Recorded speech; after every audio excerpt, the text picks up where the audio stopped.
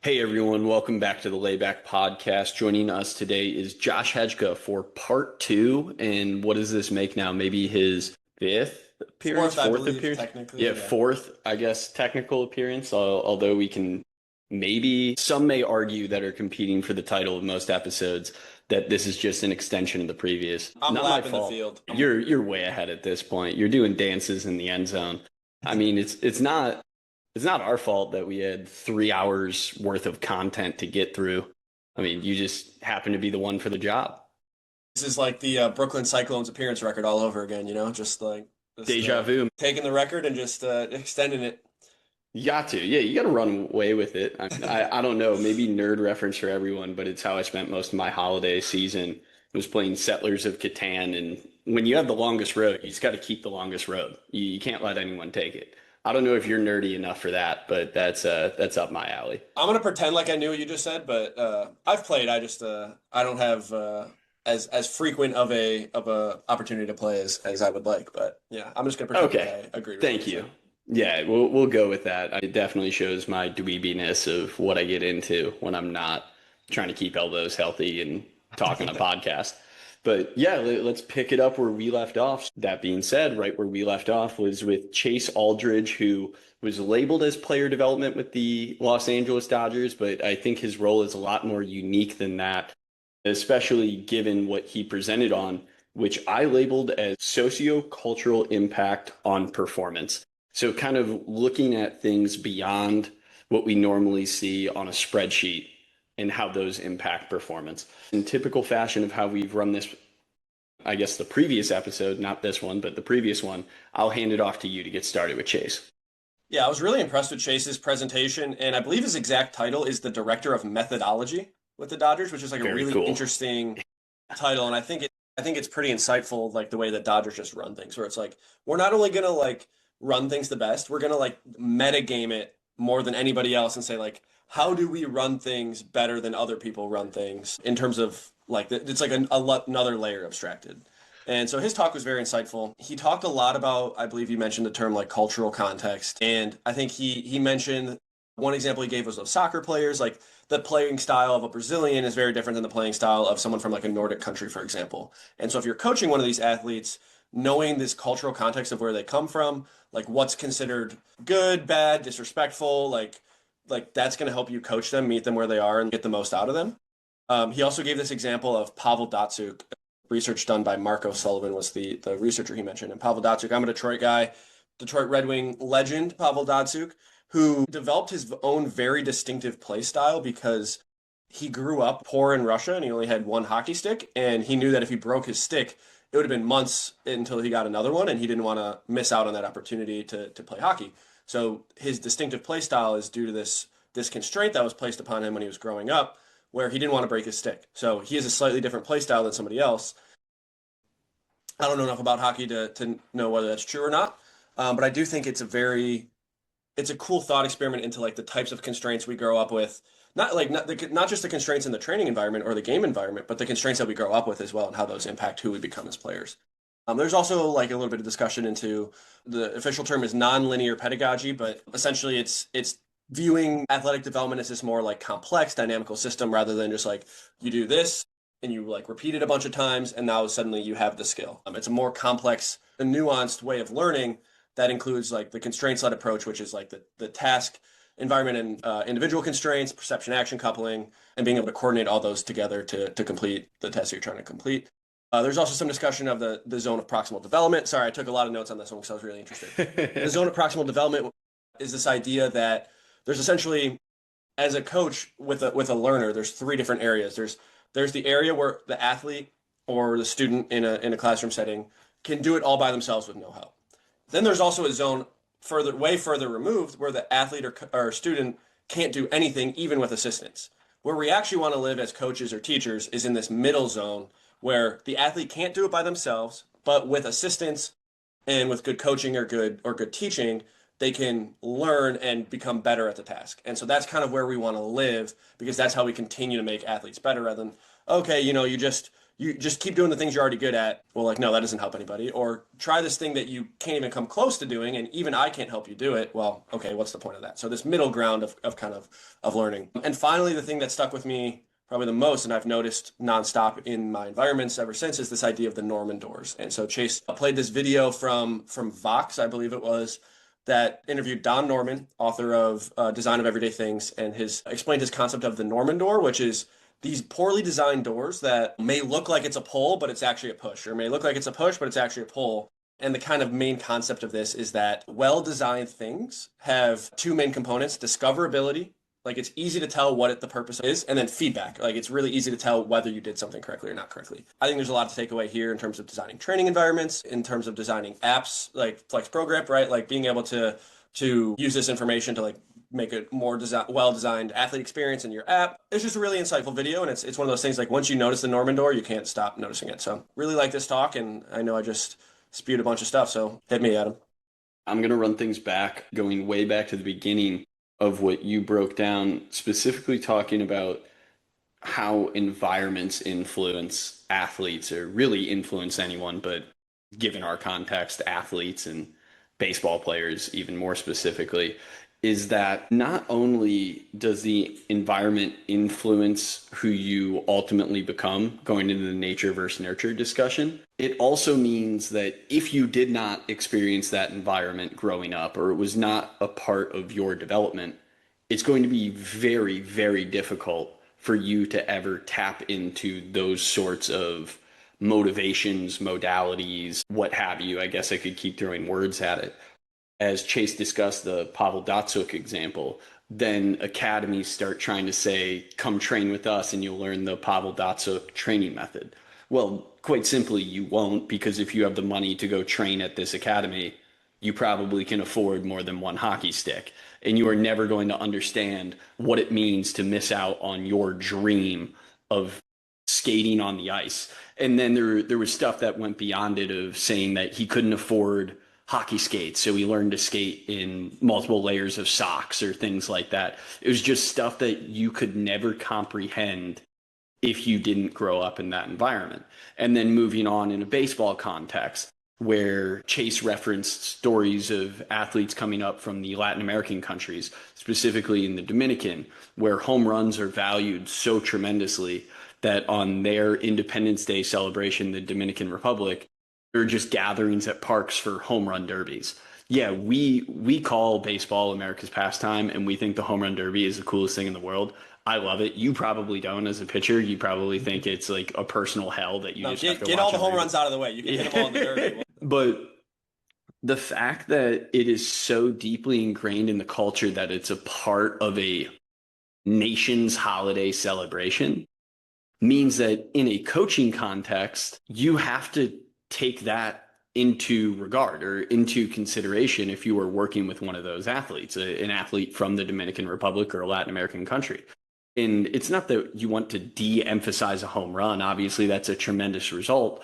But if we are swinging for the fences, quite literally, there are some negative results that can come with it. Increased swing and miss, bad contact, or non-optimal ball flight if we're really trying to hit the ball in the air as far as possible, literally on every single swing. So then how do you take the context of a home run and then re-anchor the discussion for something that's ultimately positive? And I think that kind of goes back to trying to find that middle ground that you were discussing. Yeah, home run's incredible. If you could optimize and hit a home run on every single swing, we're not going to stop you as a hitter. I mean, you might try to stop them in your role, but I'm not going to stop them as a hitter. But what we have a little bit more control for, not complete control, but a little bit more control over, is how hard we swing, where we're making contact, certain things like that. So we can maybe create our coaching lens around what can ultimately result in more home runs. Kind of tying back to JP's discussion earlier with what can we control for, what can we coach with, and then how do we use that to guide the ultimate result that we want in the end. So I definitely just wanted to call back on that piece. And before I hand it back over to you, I am going to jump ahead now to the Norman doors and the design of everyday things, because that has been the single greatest driving force of my life since hearing Chase talk on, what was that, December 13th I think it was Saturday, December 13th. Now we are, at the time of this recording, 16 days removed from that specific date. And I don't know how many times the word discoverability has popped through my head in the concept of how do I take discoverability and apply it directly to what we're doing with FlexPro Grip. Of course, it goes well beyond FlexPro Grip. You talked about it in the coaching and training lens, which is what you live in every single day. But for me, it's trying to take a device and take an app and try to make it as intuitive as possible to benefit as many athletes who are searching for the best arm care possible. And to call on a specific topic of this discoverability and of the Norman Doors concept that's a little bit different than the two things you mentioned is if enough people don't understand something, the people aren't wrong. The design is wrong. And that's the thing that's really stuck with me. And probably something that I would want to challenge the industry as a whole to approach or to take a new look at, especially when it comes to practice design. Now, yes, I have my own take for what I need to do for Flex Pro and how we can ultimately make what we do better. But if you're designing a drill as a coach, or if you're trying to teach a specific action and the athlete keeps getting something wrong, then you go past that and multiple athletes keep getting the same thing wrong. At a certain point, the language that you are using is incorrect, or the drill design is incorrect. Whatever it is that you are trying to get the athlete to achieve, there's something inherently wrong with that. If there's a continuous screw up more than like a predicted outcome would show. Of course, baseball is an imperfect game. If it was perfect, we would all be in the Hall of Fame and I would be in the show right now and you and I would not be doing this podcast. But given that baseball is so hard and there is going to be some level of failure, if you are failing at a greater rate than expected, then the design of whatever you're doing is probably incorrect. So I definitely want to encourage coaches or anyone listening to this that works with players to take that to heart and figure out, is the actual design or the communication of what you are doing correct to enable a player to reach the outcome that you so desire for them. Yeah, that's great stuff. This reminds me of there's a recent Apple commercial with the tagline, "Design is what it does." And it's a play on this I don't know exactly what the source is, but this old quote that's like, "The purpose of a system is what it does." And basically, like, there's no point in claiming that the purpose of a system is something else than what it's actually resulting in. So you can be like, this app is designed to do this, but if it's not actually leading to that behavior in its users, then that's not actually what the design of the app does. And so the purpose of it is actually with the outcomes that it drives, which I think is a really powerful idea. And I think everything you said is 100% correct. And I think as a coach, that's your job, it's not to be like, oh, this drill worked for me when I was a player and this drill worked for 3 other athletes. So like, it's going to work for this other guy. Like, you have to be able to be adaptable to the guy himself. And kind of going back to the things you mentioned about Latin players coming up, or like whatever this cultural context that they bring with them, it's almost like this other individual constraint. When we think of individual constraints, we tend to think of like limb length, force production capability, like muscle mass, all these things, like height. And so it's like all these things that are normally considered individual constraints. The cultural perception that you're coming up with is also this individual constraint. And we're talking about the zone of proximal development, like not wanting a guy to only do things he's good at or only do things that he's going to fail at in practice. If you have a guy who's a very specific cultural constraint and you ask him to do something that's so far removed from like this like deep-seated belief inside of him, he's not going to be able to do it effectively. And so you have to find this kind of middle ground of like, how do we maybe encourage some behavior we want going a different way without saying like, let's completely remove you from your identity and who you are. It's just, you're not going to succeed in that case. Yeah, I really think this was a powerful presentation. For me, it had the greatest amount of personal takeaways. I'm not trying to say that it was better than any other or worse than any other, but for me, it was without a doubt the most powerful in what it can actually provide in my current state of life, which, as I mentioned, is trying to create the greatest arm care possible. And with that comes the app, comes all these things that I need significant amounts of discoverability with. Therefore, I don't need to be a helping hand or put a label on every single thing, so things truly become intuitive. Yep, I agree. I also had a lot of takeaways from this one, and it's stuck with me ever since. Now, like I said, this has been my wake up in the middle of the night thought. I did for the holidays ask for the design of everyday things. Unfortunately, I might have asked for it a little too late, so you better believe it's in my Amazon cart right now, just I actually, waiting to make the it's waiting purchase. outside for me right now. I just bought it recently. I haven't started it yet, but it's I'll be with you. We can do book club, That's right. And then you can continue to lap the competition. Maybe we'll just have you back on for a book book review. review. Yeah, that'd be great. Anything else on Chase's presentation, or you think you're ready to move on? I think we covered it. I think there's a lot of great stuff there, and I think we did a good job talking about it. I know this is one of those topics that we could probably create an entire podcast on in itself, which is why maybe we should save it for the book club when we actually get into the design of everyday things. But this will then lead us on to next base, the Japanese player development approach in biomechanical analysis. So next base was or is a player development group in Japan who markets themselves as one of the most forward thinking groups when it comes to player development. Certainly very tech and data driven from what we were able to see and what they were able to communicate. They were gracious enough to come through the States and give us a wonderful look in what player development looks like for them. Before I kick it off to you, one fun note that they made is the book, The MVP Machine, labeled Next Base the driveline of Japan. So maybe it was like a long lost brotherhood for you. But with that, go ahead, take it away with the initial thoughts, and I'll chime in later. Yeah, they had a very fascinating presentation, and I really appreciated. I think the first speaker, I forgot his exact name, but English wasn't his first language, and he did an amazing job presenting I can't even imagine what it'd be like presenting very technical things in a language that is not my primary language or my fluent language. So I thought that was awesome, and I think both presenters did a very excellent job. They mostly talked about biomechanics from both a pitching and a hitting lens. I had a few takeaways, and I can let you kind of get into your notes. The thing that stuck out to me the most is that they used this 1,000 hertz markered motion capture setup. So 1,000 hertz means that it's taking pictures. When you think about a video is just a series of pictures. And so they're basically taking 1,000 photos every single second, which for reference, Driveline, we used, I believe, 240 hertz. I'll get into this in a second, but we talked about cranking ours up and just to test out one of their findings or hypotheses. And I believe we can get ours up to like 650 or 700 or like that, something like that. But they have an 1,000 hertz setup.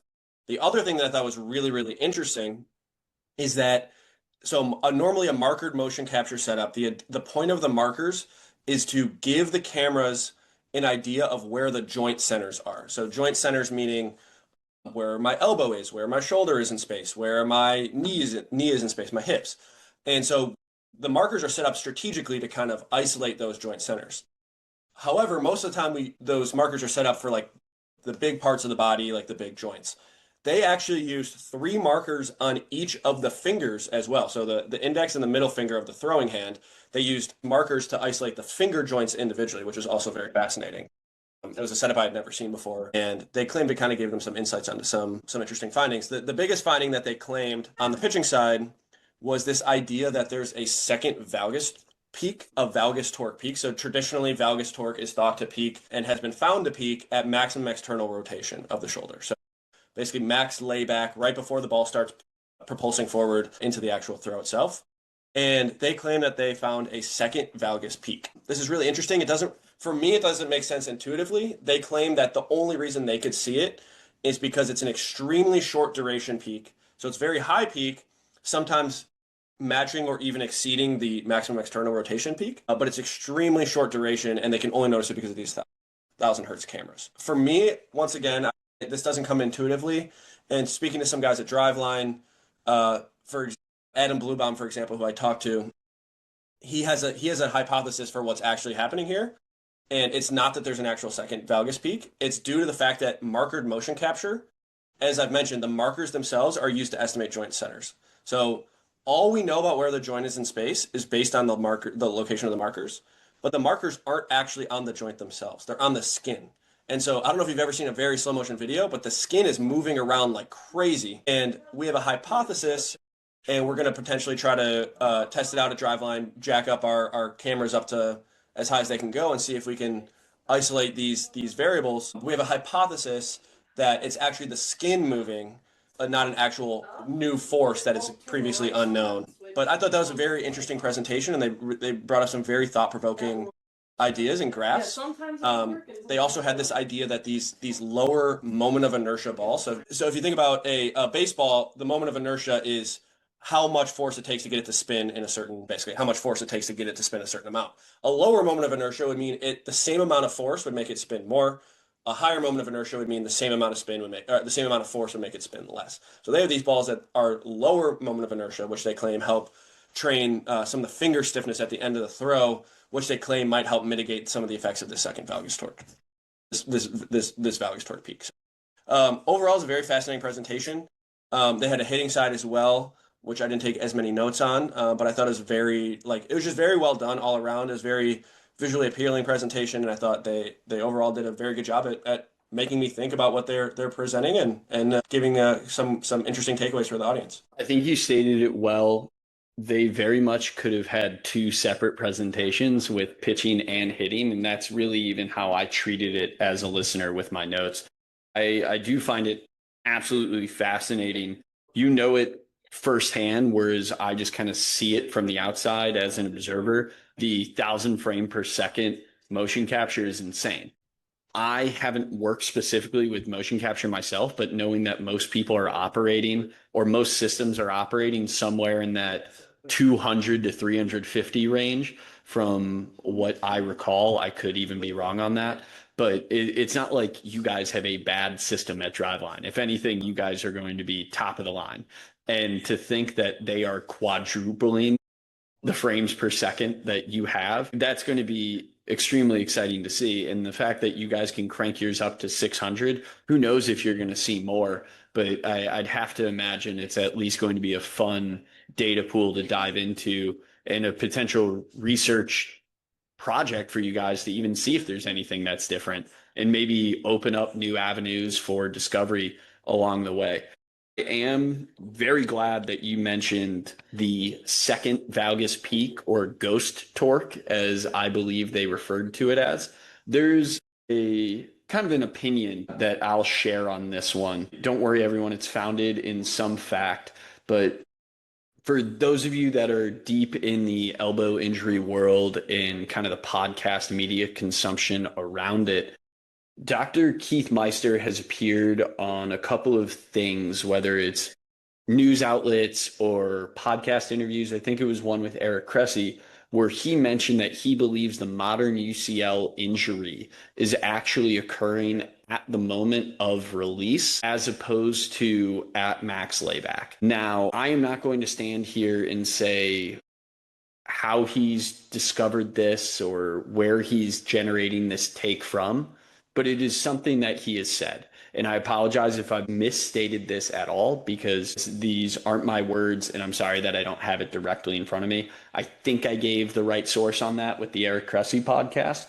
But if NextBase has actually found something here, and I'm not saying they haven't, but if they have found something here, that there is a second valgus torque that occurs at or near after the moment of release, they have proven Dr. Keith Meister correct on this take that I don't even know if he knows where the information is from.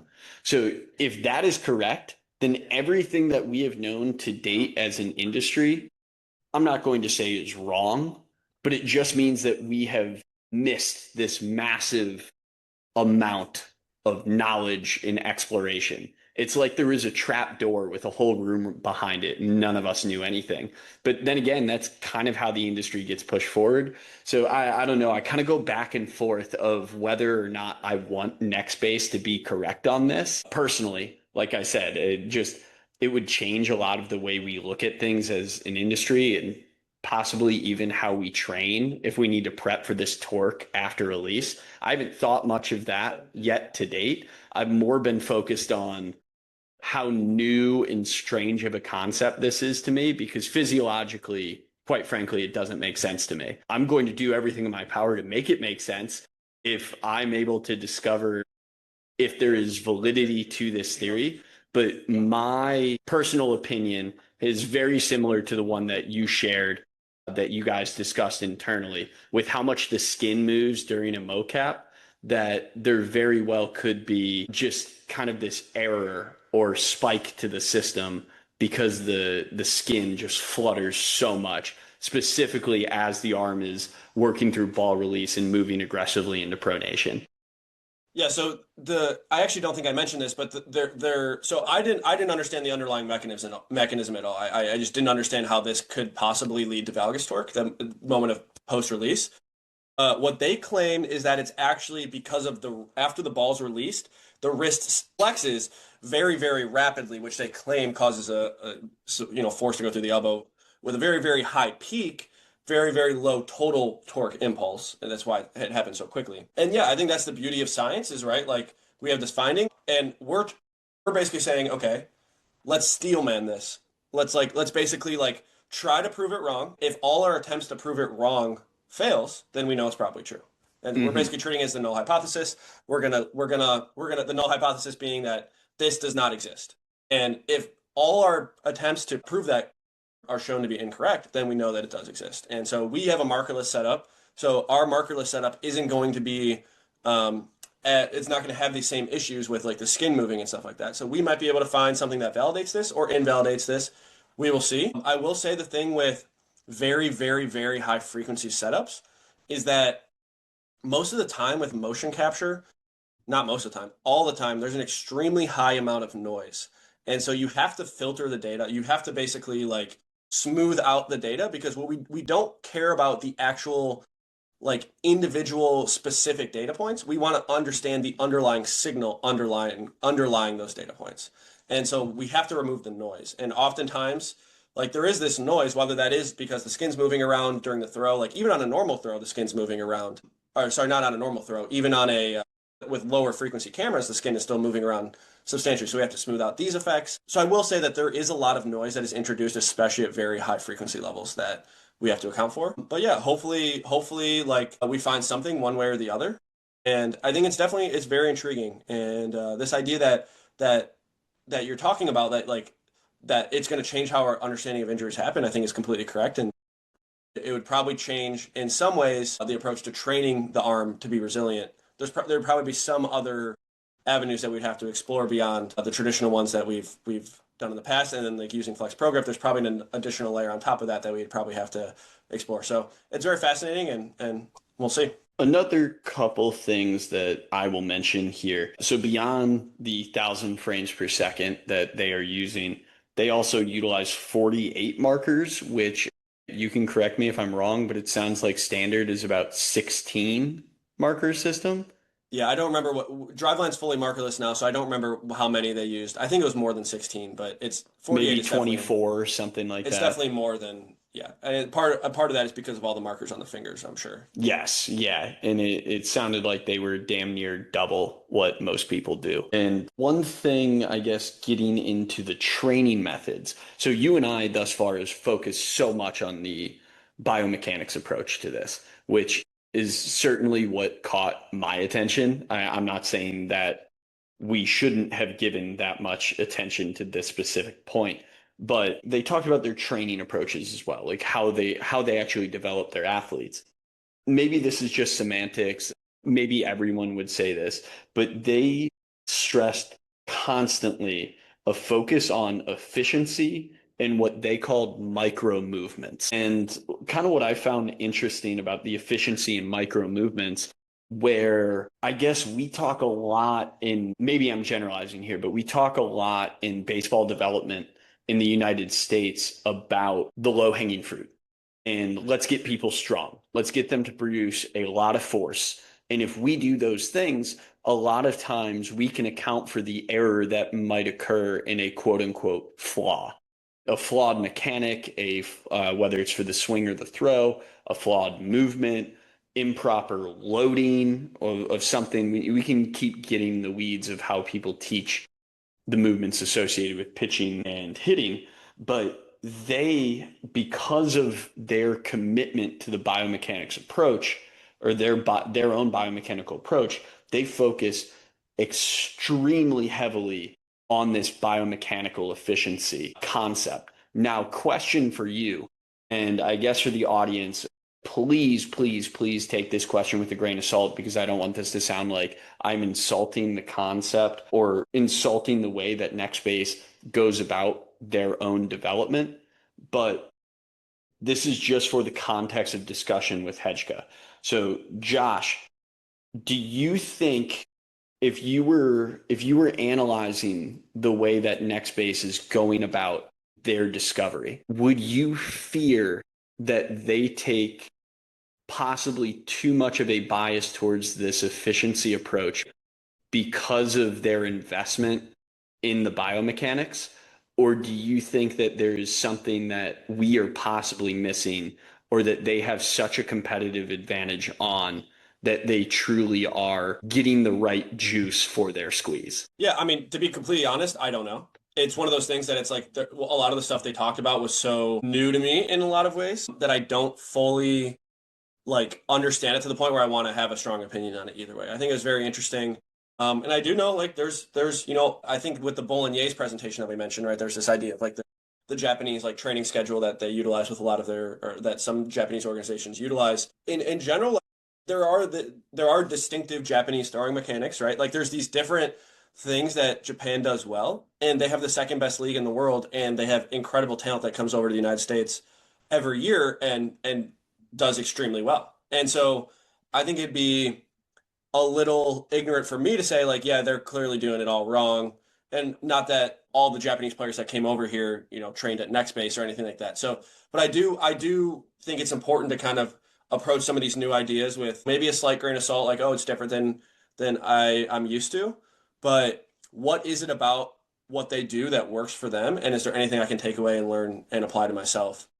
Through my own cultural constraints, as we talked about with Chase Aldridge, right? Like I have my own cultural kind of based on growing up in the United States and the coaches that I had and like the systems that I've worked through. Like I have a specific thought process of how things are done, but that doesn't mean that every other system or every other idea is wrong. I just have to kind of parse that for myself. So long story short is I don't know, and I think that's okay that I don't know, and I'm gonna keep thinking about some of the stuff that they talked about and hopefully take some stuff away from it. But it was a really well done presentation. Although it may not have been the most discussed or focused on piece of their entire presentation, there is a little paraphrased quote I have here. I guess that's kind of redundant to call it an oxymoron to call it a paraphrased quote, but there's a little note I have that I wrote down from this presentation that I actually think might be at the crux of everything they discussed, although it was far from the focus when they were talking about spin rates and ghost torques and all these things that get us really excited. But they stated that the faster you give feedback, the better the player can feel and interpret that info. And I think at the core of what they do and why they care so much or why they're able to root so much of their focus in mechanical efficiency and these micro movements, as they labeled them, and rely very heavily on their biomechanical analysis is because they are trying to get as much data and information in the player's hand as possible so then they can decrease the amount of unnecessary work that needs to be done to then move the player along in their player development journey. Yeah, we talked about this last podcast a little bit too, this idea of like knowledge of results, like getting instant feedback, especially for more advanced athletes. It's going to allow them to like make progress a lot quicker. So I agree. I think it's a good philosophy and generally speaking, I think. And I think some of the things they talked about are definitely have been on my mind and I'm kind of have been pondering them ever since. It was a really thought-provoking conversation. And with that, do you think we're ready to move on to NBA trends? I think we're ready, and yeah, we maybe you'll see some research coming out soon from us about this ghost torque. So we'll see. Great. Okay. Well, I say great. I feel like that's a terrible acknowledgement of what you just said. I'm super excited to see what's I'm coming not out offended, don't on worry. the ghost torques. I was just already eyes already on the next section You here. can go ahead and take it. You can lead us off on this one then. Okay. So we looked at, I guess, workload management with the New York Knicks As far as NBA trends go, that's just what I labeled it in my notes as NBA trends. I apologize because I missed the opening slide, so I don't have the official title of the presentation. I was talking to someone out in the hallway and I got back in just in time for slide 2, so kind of the table of contents. But I'll hit a basic outline and then we can go into the things that I think apply most to the baseball world. So we looked at how play style influences the demands of training. That sounds extremely familiar to basically everything that we have talked about and know about in the modern industry of baseball. Beyond that, one of the things that they're looking at now in the NBA is how we assess those demands. That might sound really obvious, but when you're playing every single night, it is difficult just to have some sort of a test or readiness assessment. Yeah, you can do force plate jumps and those things that we talk about in the baseball world, flex pro grip, other dynamometry, things like that. But in basketball, they are playing a high effort sport nightly. So then they have to look at other things such as GPS data, amount of change of direction, acceleration. So to me, it sounds like catapult or something of that nature becomes a very powerful tool to assess player distance, acceleration. As we move on down the list here, one of the things that I made note of is labeling players as low capacity or high capacity, specifically in their ceiling to work. And what that basically meant was applying these acute to chronic workload ratios to the basketball world. How often are players working? What work are they actually prepared for? And when are we at danger? When are we in danger of stretching a player longer than what they've been prepped for? Now, along these lines, the presentation really only got into injury rates or potential injury risk associated with spiking workloads or putting players in situations that they're not necessarily prepared for. I think kind of the low hanging fruit to continue the baseball vernacular here is to do this for performance. I thought this was an interesting approach as a whole to understanding how workload principles get applied in other sports, but also this was only for injury. And to me, that's great. But now I sound like probably every person that I'm trying to get Flex Pro Grip on the hands of is like, sweet, but how does it get me better? Now that I'm a consumer of the game of basketball, like, great, you want to keep these guys healthy? I think that's awesome. How does them being better prepared or more fresh, whatever word you want to put on it, actually affect their ability to make shots? Yeah, I think that's really interesting. There is this kind of like underlying idea that fatigue is kind of the root of all evil. And so fatigue like not only increases injury risks, like it's been shown time and time again to increase injury risk, but it also does hurt performance, right? So like avoiding these fatigue states is kind of killing two birds with one stone, like increasing your capacity. But I think it also kind of goes back to this idea from the Cubs presentation, Jason Kanzler. And so something he mentioned was like you don't want to build capacity just enough to handle the game. You want to be able to handle the demands of the practice and training you need to get better. And so like I think kind of what you're saying is like, okay, like if we build this guy's capacity, like, okay, yeah, maybe he can limp through the game and just barely make it and like fine, his performance will be fine. But over the course of the season, that's probably not sustainable, and you're never going to be able to work on things in practice, for example. So being able to say like, okay, let's really build this guy's fitness.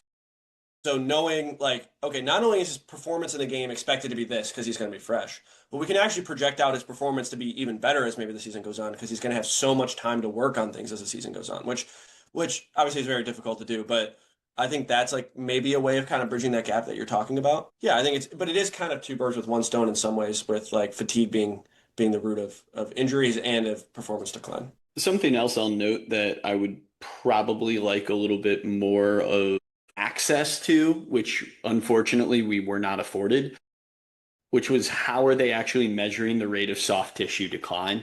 I believe they said that was internal and they couldn't share it. For me, I don't want to say that made the presentation null and void, but at the end of it all, I was like, okay, so like, what do I even do with all of this? Yeah, I if do I'm feel not bad. I feel bad saying that, but I mean, that is my opinion, especially when I'm working in the world of trying to keep people's soft tissue as strong and resilient as possible. I thought I was going to get some cool insight or maybe 8 different research articles that I could look into coming off of this.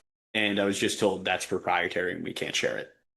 Yeah, that is something that's like I've even thought about for throwing and pitching, right? Like how do we kind of quantify these things? And yeah, it was interesting. I do believe he mentioned this.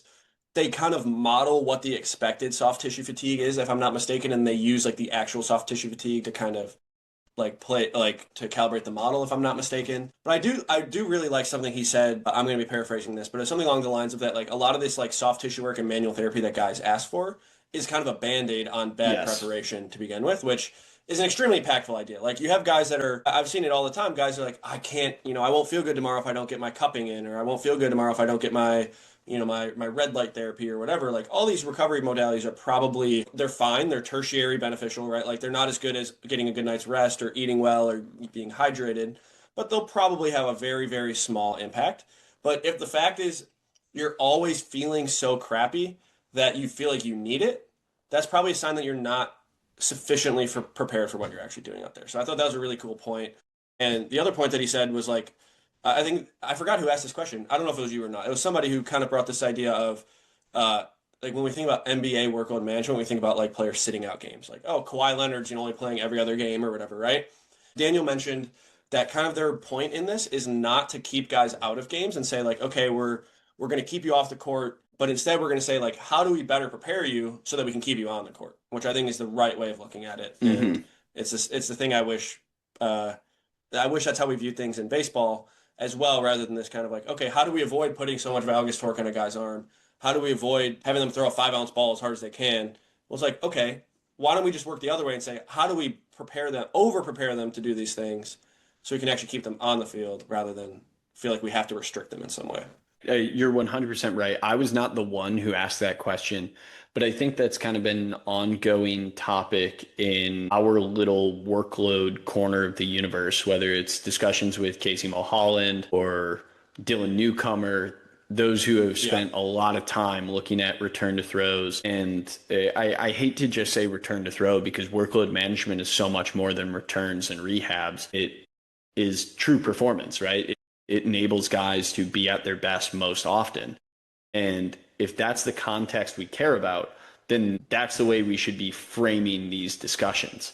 We should be focused on what does this enable us to do, not what does it prevent us from being able to do. And I think this presentation was probably just another reminder that it all comes down to how you frame these problems and what are you trying to get out of the data? What are you trying to get out of the collection? And it sounds like, from what I could gather, one of the biggest areas of impact is managing their role players. Workload management for NBA teams doesn't matter much for your 2 to 3 top guys.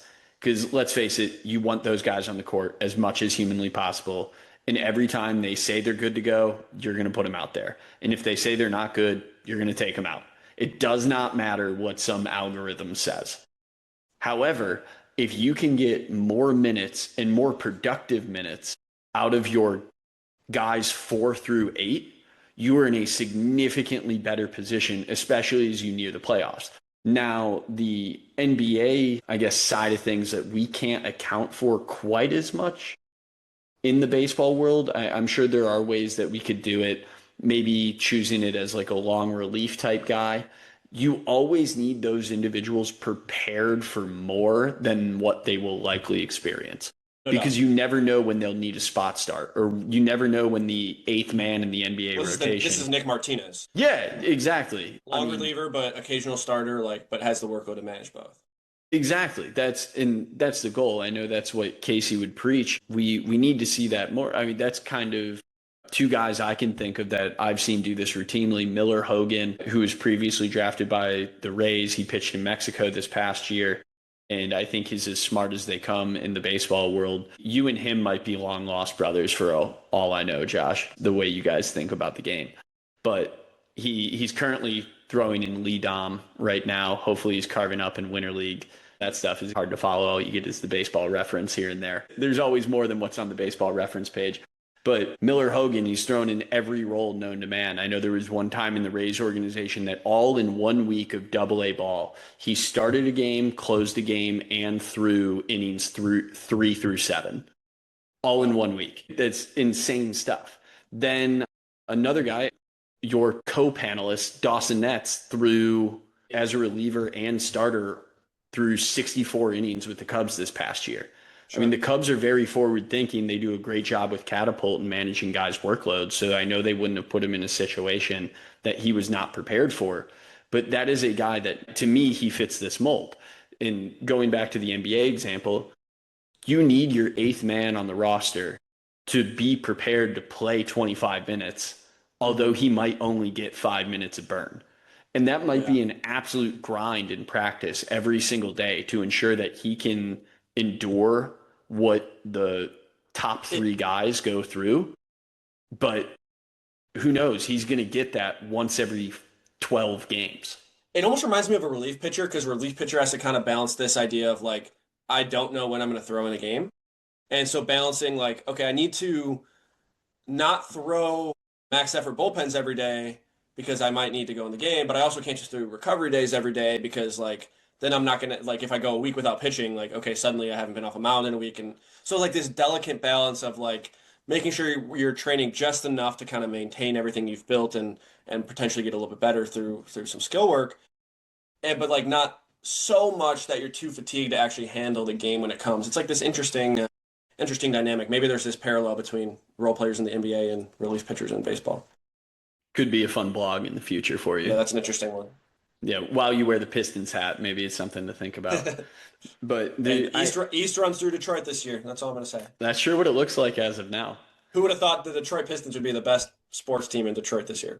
I think most people would have had their money on the Lions, and that's an unfortunate sight to see. Yeah, I'm sorry, man. But I do think there are a significant amount of parallels that can be drawn from Kurtzer's presentation and Kanzler's presentation with the Cubs. I would have actually really liked to see those two back to back, just so I could have had my notes directly, and like I feel like more locked in to those kind of principles. Yeah, there's a lot of overlap, and not just the K and the Z in the last name. Right? Yeah, not just their names sounding similar and making me stutter over them. But all right, I think we can move on now to the MLB panel. I'm prepared to kick this off, and you got it. I might need you to help me a little bit with the teams each of these guys are affiliated with. So we had Drew French, Graham Johnson, Josh Miller, and Chris Holt. Chris Holt, Red Sox; Josh Miller, Astros; Drew French, Orioles. Who was Graham Johnson with? I forget.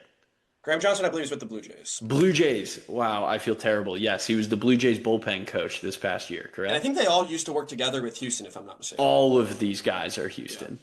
Yeah. My biggest takeaway from this one is that Chris Holt's the most entertaining man on the planet. Great 80 grade bullpen coach right there. Yeah, I'm going to need him and Scott Emerson from the Athletics in the same room, because I would have told you prior to listening to Chris Holt, Scott Emerson is the most entertaining man on the planet. And now that I've heard Chris Holt, I need some sort of debate battle. Yeah, it was a very good panel. Very insightful. Yeah, I think it was, you say very insightful. I'll take the harder stance here of saying I think it was a really good look into what the existence of these guys really is. And what I find interesting is how much of a grind we all label baseball to be to get to the highest level, to then get to the highest level and be there to be a personality manager. And I don't mean that in a bad way at all. I mean this as, when you get to that level, every one of the players is there for a reason. They are all good enough to throw in the major leagues. They're on a major league roster for a reason. They all have their own systems. They all have their own things that work for them. So it becomes your job to understand the language that that player operates with and the culture, the community that they want in order to feel supported, which is why, to me, a guy like Chris Holt becomes so valuable. You said he's the most entertaining man in baseball, but probably why he becomes such a valuable bullpen coach is, if you need to get in the weeds, he can. But that is so far from what he is going to approach you with on a daily basis that you don't need to be concerned about how your slider is breaking or what IVB you have on your four seam that day. It's more about How do you feel? What can we do? By the way, here's the scouting report. When you come in the eighth inning, you have to face this pinch hitter off the bench. But don't worry about that. Like I'll handle that. You don't need to worry about that. You just prep, you feel good, you laugh and joke with the boys, and I'm going to keep you light. I don't know if you have a different thought on that, but I just have always found that interesting, how much you have to know to get into baseball and how much you have to be able to apply. And then as you get to the highest level, it's almost like none of that matters anymore. You just needed to have gone through it. And now you just need to be able to have relationships.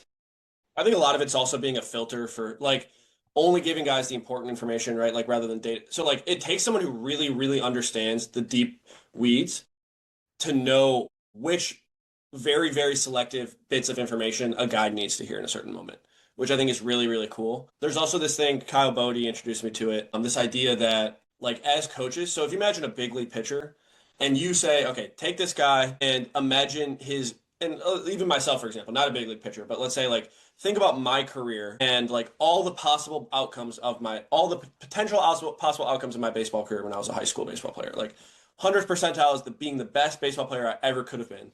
0th percentile is like worst baseball player I ever could have been. A guy like me, and probably anybody who's in professional baseball, everyone is probably very, very close to the 100th percentile. I'm probably like 98th percentile best baseball player I ever possibly could have been, right? I wasn't never a prospect. Even the guys who were prospects, like everyone's probably much closer to the best version of themselves than the worst version of themselves if you're selecting for professional athletes who are in the big leagues. And so there's much, much, much more room to go down than there is to go up. And so as a coach, it's extremely important to be very selective about what you're giving guys. And it takes someone who knows all the stuff to be able to do that efficiently and effectively. But it's like, what is the one tidbit of information that I can give this guy right now? He's going in the game to like make sure he's at his best. It's not going to be 17 different things and doming him up and then making him a way worse version of himself, because that guy's already so close to the best baseball player he could ever have possibly been. So I think coaching at that level is extremely interesting because of the selective nature of the coaching experience at that level. I'm left pausing because I think that's very powerful what Bodie told you. And I guess sadly now I'm trying to figure out what percentile I might have finished in and trying to figure out how much closer I could have gone to whatever the upper 90th percentiles. So yeah, now I'm just in this Existential crisis. Yeah, I am in existential crisis, and I'm trying to figure out if I need to schedule therapy again just to work through this. So I don't know, pardon me. But it is a unique concept, and I think you stated that beautifully, or you recited what Bodie stated beautifully. So maybe we can get that on a quote card, because I do think more people could stand to hear that and really take the time to take themselves through their own existential crisis and figure out how close they are to the best version of themselves. And then as you work into the coaching world, how do you generate that filter? And I guess almost what you're saying there, and kind of how I felt about this whole presentation, is when you work with some sort of a tradesman. And this is near and dear to my heart, as I just had someone over at my house to fix a fan that was falling from my ceiling. If anyone's looking to buy my house, you didn't just hear that, unless you need to know that the fan is now 100% fixed and better than it has ever been. So you're welcome. And it actually increased my property value. But the reason I say being a big league coach is almost like a tradesman is you're not paying that person for the work that they just did. You're paying them for the knowledge that they have to be able to express what that answer is, or be like the knowledge that they perceive throughout their entire career to know what the right answer was. And I think that's very powerful. It's not taste. They have good taste, but it's like not in the way we think about taste of like like liking good things or good music or whatever. Right? It's like they have good taste with regards to baseball. It's good taste. Yeah. Like I don't know. I think of the example all the time of you pay a plumber to come to your house and he snakes a toilet or something like that. Could you have done that yourself? Maybe. Like I'm sure if someone told you, yes, the problem is you need to snake your toilet, great, you could do that. But what the plumber has is the knowledge to do it with the right snake at the right length, the right time, with the right tools. So it's the years that built up to that decision that they made in that specific moment.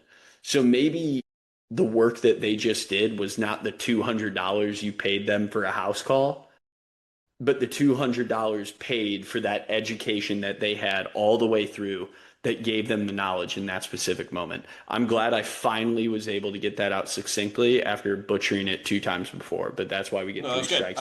strikes. I really like that analogy. I might steal that.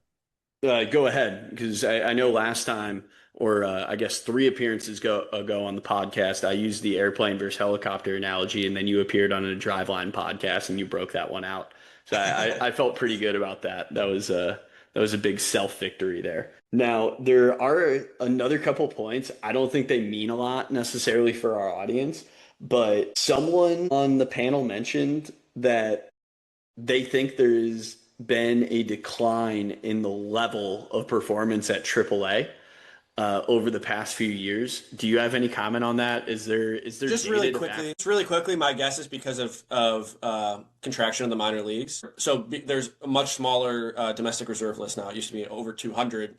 Now I think it's 165. It was 180 for a while. Now it's 165. And so with fewer and fewer spots, there's less spots for some of these old veteran types in AAA. And I believe they were talking about like the AAA guy. The AAA used to be like all guys who were like big league approach, maybe like starting to lose some of the big league kind of like juice in a way, right? But like they still had the big league approach as a hitters and then pitchers like weren't going to outstuff you, but they were going to like be so crafty and very pitchable. But now some of those guys are getting pushed out, and like a lot of those guys are playing in Mexico now or overseas because teams have to keep a lot of their younger guys on their domestic reserve list in order to not miss out on young prospects that might come up the chain. So I could believe it. I personally haven't experienced it enough before and after to truly know, but I could see that being the case. Yeah, how many total AAA appearances do you have? Are you three? Probably it's more than that, but let's not talk about my AAA appearances and definitely not talk about my ERA in AAA. It's probably 6 to 8, maybe 10, and Okay. the ERA is about the same as the number Yeah, of that's appearances. what I was about to say. Yeah. Well, you have more AAA appearances than me, so I can't comment on any of your You've given stats. up less home runs in AAA than I have, though, so we're even. On less pitches. Way more efficient. That's fair. Okay, so another possible question for you that I thought was a good point was how can we make a strength more available? With these guys being bullpen managers mostly, it seemed like that was a lot of the roles that was discussed here. Was so often we talk about, I guess, in the performance training setting, is how do we mitigate a weakness or how do we improve upon someone's weakness? But as these guys are managing pitchers in game, it's about how do we keep them as good as possible, as long as possible, as often as possible. Yeah, I think a lot of that comes down to preparation before the season. Even the thing Bodie mentioned, like knowing that there's a lot more room to go down than go up, especially in season, really simplifying guys' routines. We don't have to solve the world's problems every single day before the game. Like the goal is to be ready for the game. And so obviously that's going to take a little bit of structure and that's going to take a little bit of planning out and intentionality. But like I do think that's at the end of the day, the name of the game is like simplify your routines, know what you need to know the one thing you need to do to like be your best and go out there and be your best. The off season is the time that you can really make improvements or changes if you feel like I was a fringe big leaguer and I wasn't quite good enough and like I don't really need to like I really need to make some of these changes, or like a high level minor league guy that like has never broken through, same thing. But like in season, especially if you're a guy who has a job and you're doing all right at your job, like keep things simple, go out there and execute. And I think that's the best way in my opinion. Along those same lines, in a sense, I have another item that I wrote down, which was do not ask an athlete to do something at the highest level that they haven't done in their preparation. Which is huge. I think this context of this was asking a guy to go back to back, if I'm not mistaken. And we see that Right. a lot. I've seen organizations that I may or may not have been a part of, call guys up to the big leagues, and that guy's maybe gone back to back once in AAA before getting called up because that's okay. Let's have him go back to back, and we'll call him up if he does well. And then immediately goes 3 games out of 4 when he's up there, or like 4 games out of 5, or 5 games out of 7, and it's like this is not anything close to what his workload was in the minors. There's an old article by J.J. Cooper in some publication, I don't remember which one, but he talked about how college relievers don't always pan out. And his hypothesis was that because college relievers are used in a very big league way, right? Like there's a lot of times they go back to back, they go 3 games in a row on a weekend. They have these really, really high frequency appearances. They're going very often. Low breaks, short breaks in between. And then they go to the professional baseball and they're throwing once a week, maybe twice a week, right? But like they're never going back to back. And you're basically you're decreasing the guy's fitness because he's no longer built up to the same level of frequency demand as he was previously. And then they go back to the big leagues and now suddenly you have them built back up to this crazy frequency demand. And so I would like to see teams be a little bit more thoughtful and intentional about how they progress those things. The Nationals did this year with Kyle Finnegan, where he didn't go back to back once in spring training, and then he went, I think, 3 games in a row, like the first week of the season. And on his third appearance, he went like 2 innings, which he never did all spring. So not only were they increasing his frequency demand, they were also increasing his max volume on a single day demand without anything in between, which I think was a little bit short-sighted personally. He obviously ended up being okay. He got traded to the Tigers.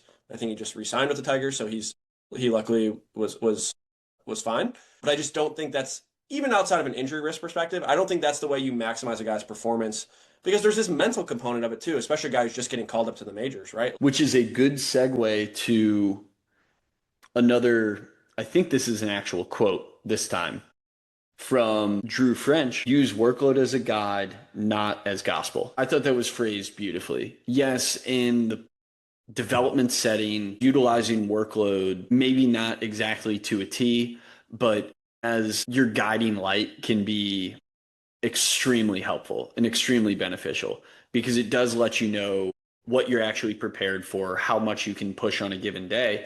But then when it comes time to win a game, you have to trust what you did on the development side, and that you did enough to prepare yourself for the competition at hand. 100%. And maybe in season, in the dog days of summer, taking the risk of pushing a guy back to back is not worth it. Versus if you're trying to win a pennant, you're trying to gain a wild card spot in late September, maybe it's worth it to go back to back to back. Because if you're the best talent available for your team, you should be out there. Like, at the end of the day, we are playing baseball to play baseball, not to have the most beneficial ACW. I completely agree from the player's perspective, right? There's this, like, if I'm on the mound and I had a 1.2 ACWR before the game, I don't give a shit. I'm going out there and I'm going to, like, execute as much as I can and ask to stay in the game as long as I possibly can, right? It's, especially from a player's mentality perspective, I think that's irrelevant. Strictly speaking, from a team perspective, I think teams would be better off basically, if they know that they're going to need to use a guy 3 times in a row in the postseason and he hasn't done it all season, well, I'm assuming you want him to be good in the postseason when he does it 3 times in a row. There's this, like, fascinating concept of, like, that I've been thinking a lot about, which is, like, sacrificing some short-term value to optimize for a long-term value. Think of it like, yeah, maybe my cutter's not my best pitch, but throwing my cutter sets up my sweeper. So I'm going to throw my cutter, and it's not my best pitch, so I'm not going to have the best result on that pitch always, but it makes my next pitch so much better. And so I think teams could view workload, building up relievers similarly, where it's like, I know I'm going to have to use this guy 3 times in the postseason. Let's give him a 3 games in a row appearance in the regular season. We can, give him 2 days off after, make sure he recovers. Guys aren't going to be able to perform their best when it's their first time ever experiencing that in the postseason sense. And I completely agree. That's what you should be optimizing for, is what are guys going to need to do for our team when the games matter the most, which is playoffs and World Series. This is probably a great time to plug your first appearance on the Layback Podcast, as you introduce that topic to the masses of making sure your athletes are prepared for their potential demands. And if you expect a guy to go back to back in the playoffs, there should probably be a time during the season that you do that. And if you do that, then maybe that afterwards you give him 4 days to recover, or you give him an extended recovery on the back end. You don't need to immediately simulate postseason environments where you go back to back, take 1 day off, and then pitch again. You can extend the recovery on the backside. You can let a guy know 2 weeks ahead of time, a month ahead of time, hey, on July 11th, you are going to go back to back for the first time, 11th and 12th. Then we're going to take whatever, a month in between.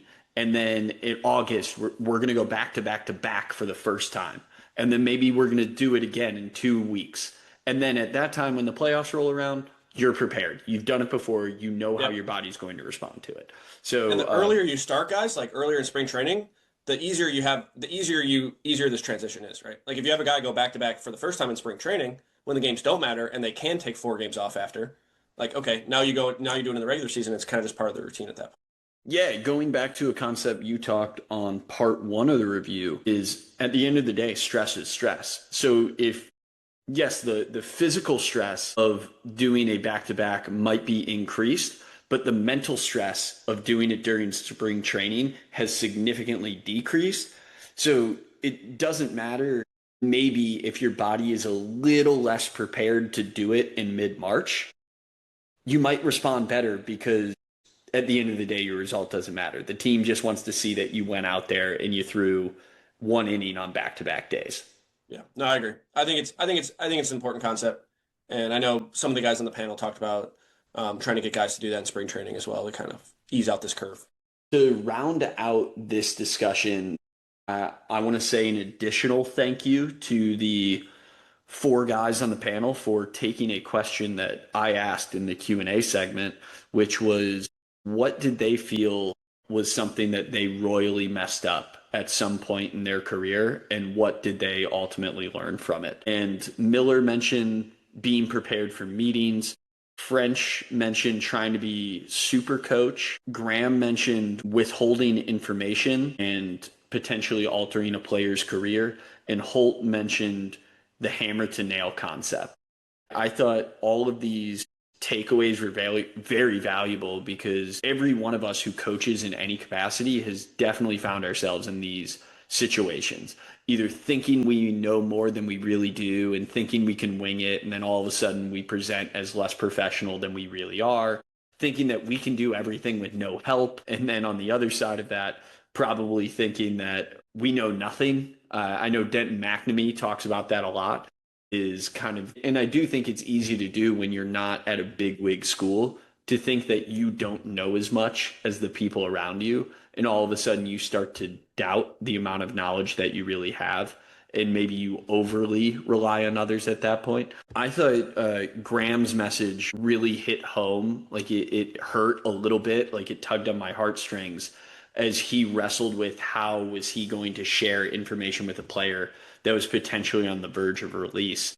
And you could tell it even still eats at him today as the player ended up being released, as they tried to decide what route are they going to go in that player's rehab and his development. And then basically trying to fix every single guy with the same cue where every single person is their own individual at the end of the day. Yeah, no, great summary, and I really enjoyed hearing those guys talk, especially guys who do it at the highest level, and it was really cool. And with that, we ran into the afters that night. I think that was a late night on my end. I think Daryl and I might have been out until midnight. I was talking with Rhodes and Eric Suplee of USF, going over the greatest concert venues we've ever been to and best musical acts. So it was some very baseball heavy conversation. Yeah, that was great. It was. I really felt good. Do you have a very, very quick top concert venue, top musical act you ever saw? We were going with most unique possible. So the most unique one that I ever saw was actually T-Pain at Eckerd College. Wow. He somehow agreed to perform at Eckerd when I was there. And the reason it was so unique to me is he brought out his beat pad and he made his own beats on stage as part of the concert. That's So sick. and then rapped over it or sang over it. So just seeing that live was not something I ever expected, especially at my small little liberal arts school in St. Pete, Florida. That's a great answer. Thank you.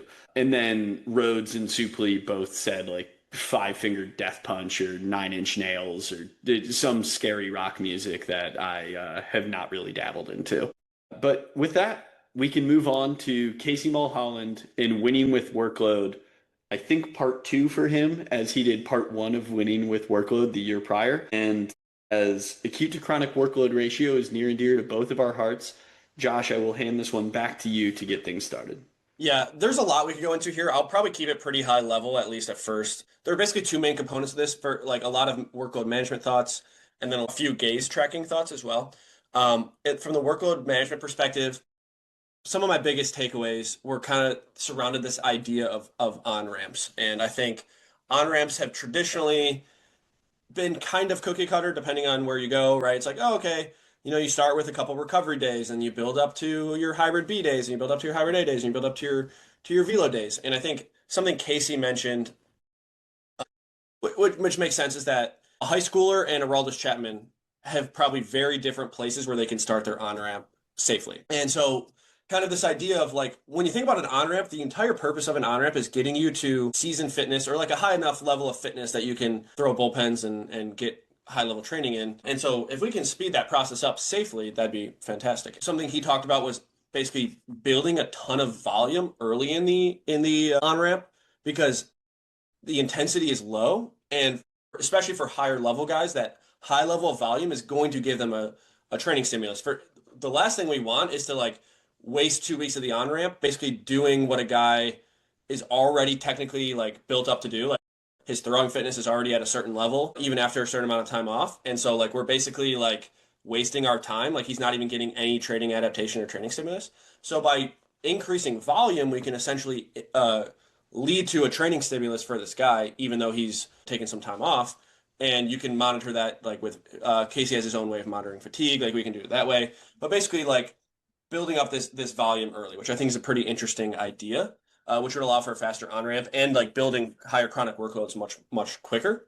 And then kind of using, well, this isn't something he talked about in his presentation, but him and I have talked about previously is one way you can do this is through like two-a-days early in the off season, which I did earlier this off season. So basically kind of going back to the Bolognese idea, shorter sessions with a higher level of focus, doing 2 throwing sessions earlier in an off season to build a lot of volume without building a lot of intensity or fatigue. This other idea you talked about is like this idea of like padding the chronic workload. And so the first week of an on-ramp, we can basically, the reason we're doing that as the first week is because we're assuming that is within that guy's fitness capabilities. We can assume that the workloads of that first week are his chronic workload. And we can maybe push the envelope a little bit more with volume. We can kind of build guys up a little bit quicker. There's a lot of ideas here that I've written down. Deloading into a velo phase, which was an interesting one, which is basically getting a lot of volume up for guys early. And then in a velo phase, because they're spiking intensity newly, we can basically decrease the volume because we know that a guy has built up so much capacity through these really high volume sessions. So this is kind of in contrast to some way velo days have been done historically, which is like, okay, I have an on-ramp, which is some level of intensity and volume. Then my next phase is a little bit higher volume and intensity, and then my velo phase is even higher volume and intensity. So we're basically progressing multiple variables at once, which is not ideal for both performance and for fatigue purposes. Like I said, a lot of interesting stuff here. We talked about ACWR is more meaningful during on-ramps rather than like fully built up athletes where maybe fatigue monitoring might be a little bit better. He also talked a little bit with me about how to quantify throw density to prepare guys for the pitch clock, which I thought was interesting. And then if a guy needs to build up much quicker than the schedule allows, he's like, let's spike those workloads very early on when volume and intensity are the lowest, so we can get a guy built up. So it was a lot of interesting kind of tidbits. He also talked about gaze tracking, and something I think some of us panelists are also talking about some of these ideas. But Casey talked about it in terms of how indoor training environments might potentially lead to like these non-game like vision patterns and thus less transfer of training. And he was able to mitigate this somewhat by having different targets and gamifying practice in a way where guys had to maintain focus on the task at hand. And he thinks that might lead to potentially higher transfer of training and just better focus and intentionality during their training sessions. And then finally, kind of these ideas of like where my mind went on some of this gaze tracking stuff is quantifying this idea of like, you hear this a lot nowadays, like that external cues are better than internal cues. And I think what we would find is probably that when you externally cue a guy, his gaze patterns, they look more similar to their in-game patterns rather than these internal cues where guys are probably like looking all over the place because they're thinking internally rather than actually accomplishing the task at hand. So I know that was a lot, but overall it's just a very well done presentation and a lot of thought-provoking stuff for me as someone who cares a lot about workload as ways that potentially find an edge in on-ramps or progressing throughout the season. So that was good stuff. As we continue to build out our own throwing programs associated with FlexPro Grip, specifically on the rehab side, one of the things that I was taking into consideration and really mulling over was I don't want to say the opposing side to adding significant volume early on, as you had mentioned. And it's even why I was starting to shoot my hand up right there, because I wanted to try to get it with the timing as you were going over it. So I'm going to try to reset the stage of where we Sorry were about that. at. Nah, don't worry about it. You were cooking. Clearly, my gaze patterns were all over the place because I did not see your hand go up. So You're yeah. indoors. So all right, we need to gamify this podcast a little bit. We do. I'll work on that in the future. I'll try to get some more flashing. Also, I have my background blurred, so if I didn't put my hand up in the right place, it'd probably look ghostly. Yeah, I'm gonna blame you on this one. Yeah, that's fine. It could never be my fault. It shouldn't be. That's 100% my fault. I'm the host, so ultimately it falls on me at the end of the day. But as we reset the stage in this early parts of the throwing program where we know a higher level athlete can ultimately get away with more, not only can they get away with more volume, I also look at this on the other side of the coin, which is they can get away with a little bit more velo at the start. Generally, they have a higher level of preparedness, not just for work capacity, as we can kind of call this, but also force output or force expression. And if we know the athlete can naturally express more force, that basically means they can throw harder with less risk associated. And if that's the case, I think it also begs the discussion for how much are we weighting an individual throw. And throw weighting, yes, we can get in the weeds on this, but that really boils down to, I guess, acute to chronic workload ratio boils down to how do we weight throws and how much value do we put on a throw at a certain velocity. And Josh, as you know, the way that we approach this today is that most things that are trying to gauge acute to chronic workload or assessing the value of a throw, we think they are overweighting, especially sub-max throws. As you get closer to max velo, everything kind of converges on the same thing, and one throw truly does equal one throw. At least that's maybe we could get even more nuanced of if you reach a new peak velo, maybe that's more than one throw. And now my mind is starting to turn of something that we could talk about in the new exploration of baseball and throw weighting, and then eventually return to throw programs. But I just wanted to address that of saying, yes, not only can Aroldis Chapman probably throw more frequently than your local little leaguer, but he can also start by throwing significantly harder. And I don't just mean at the same percentage of his max velo. Like, not only can the little leaguer who maxes out at 75 miles per hour have to start his throwing program at 42, and if that is 55%, then Chapman also has to start his throwing program at 55 miles per hour because he can throw 100 miles per hour plus. Let's face it, Chapman could pick up a ball today in the middle of the offseason. If he hasn't picked up a ball yet, throw it 90 miles per hour and be completely fine. Is that fully recommended? Probably not. Could he get away with it and be 100% healthy? Yeah, no doubt in my mind he would be fine with that.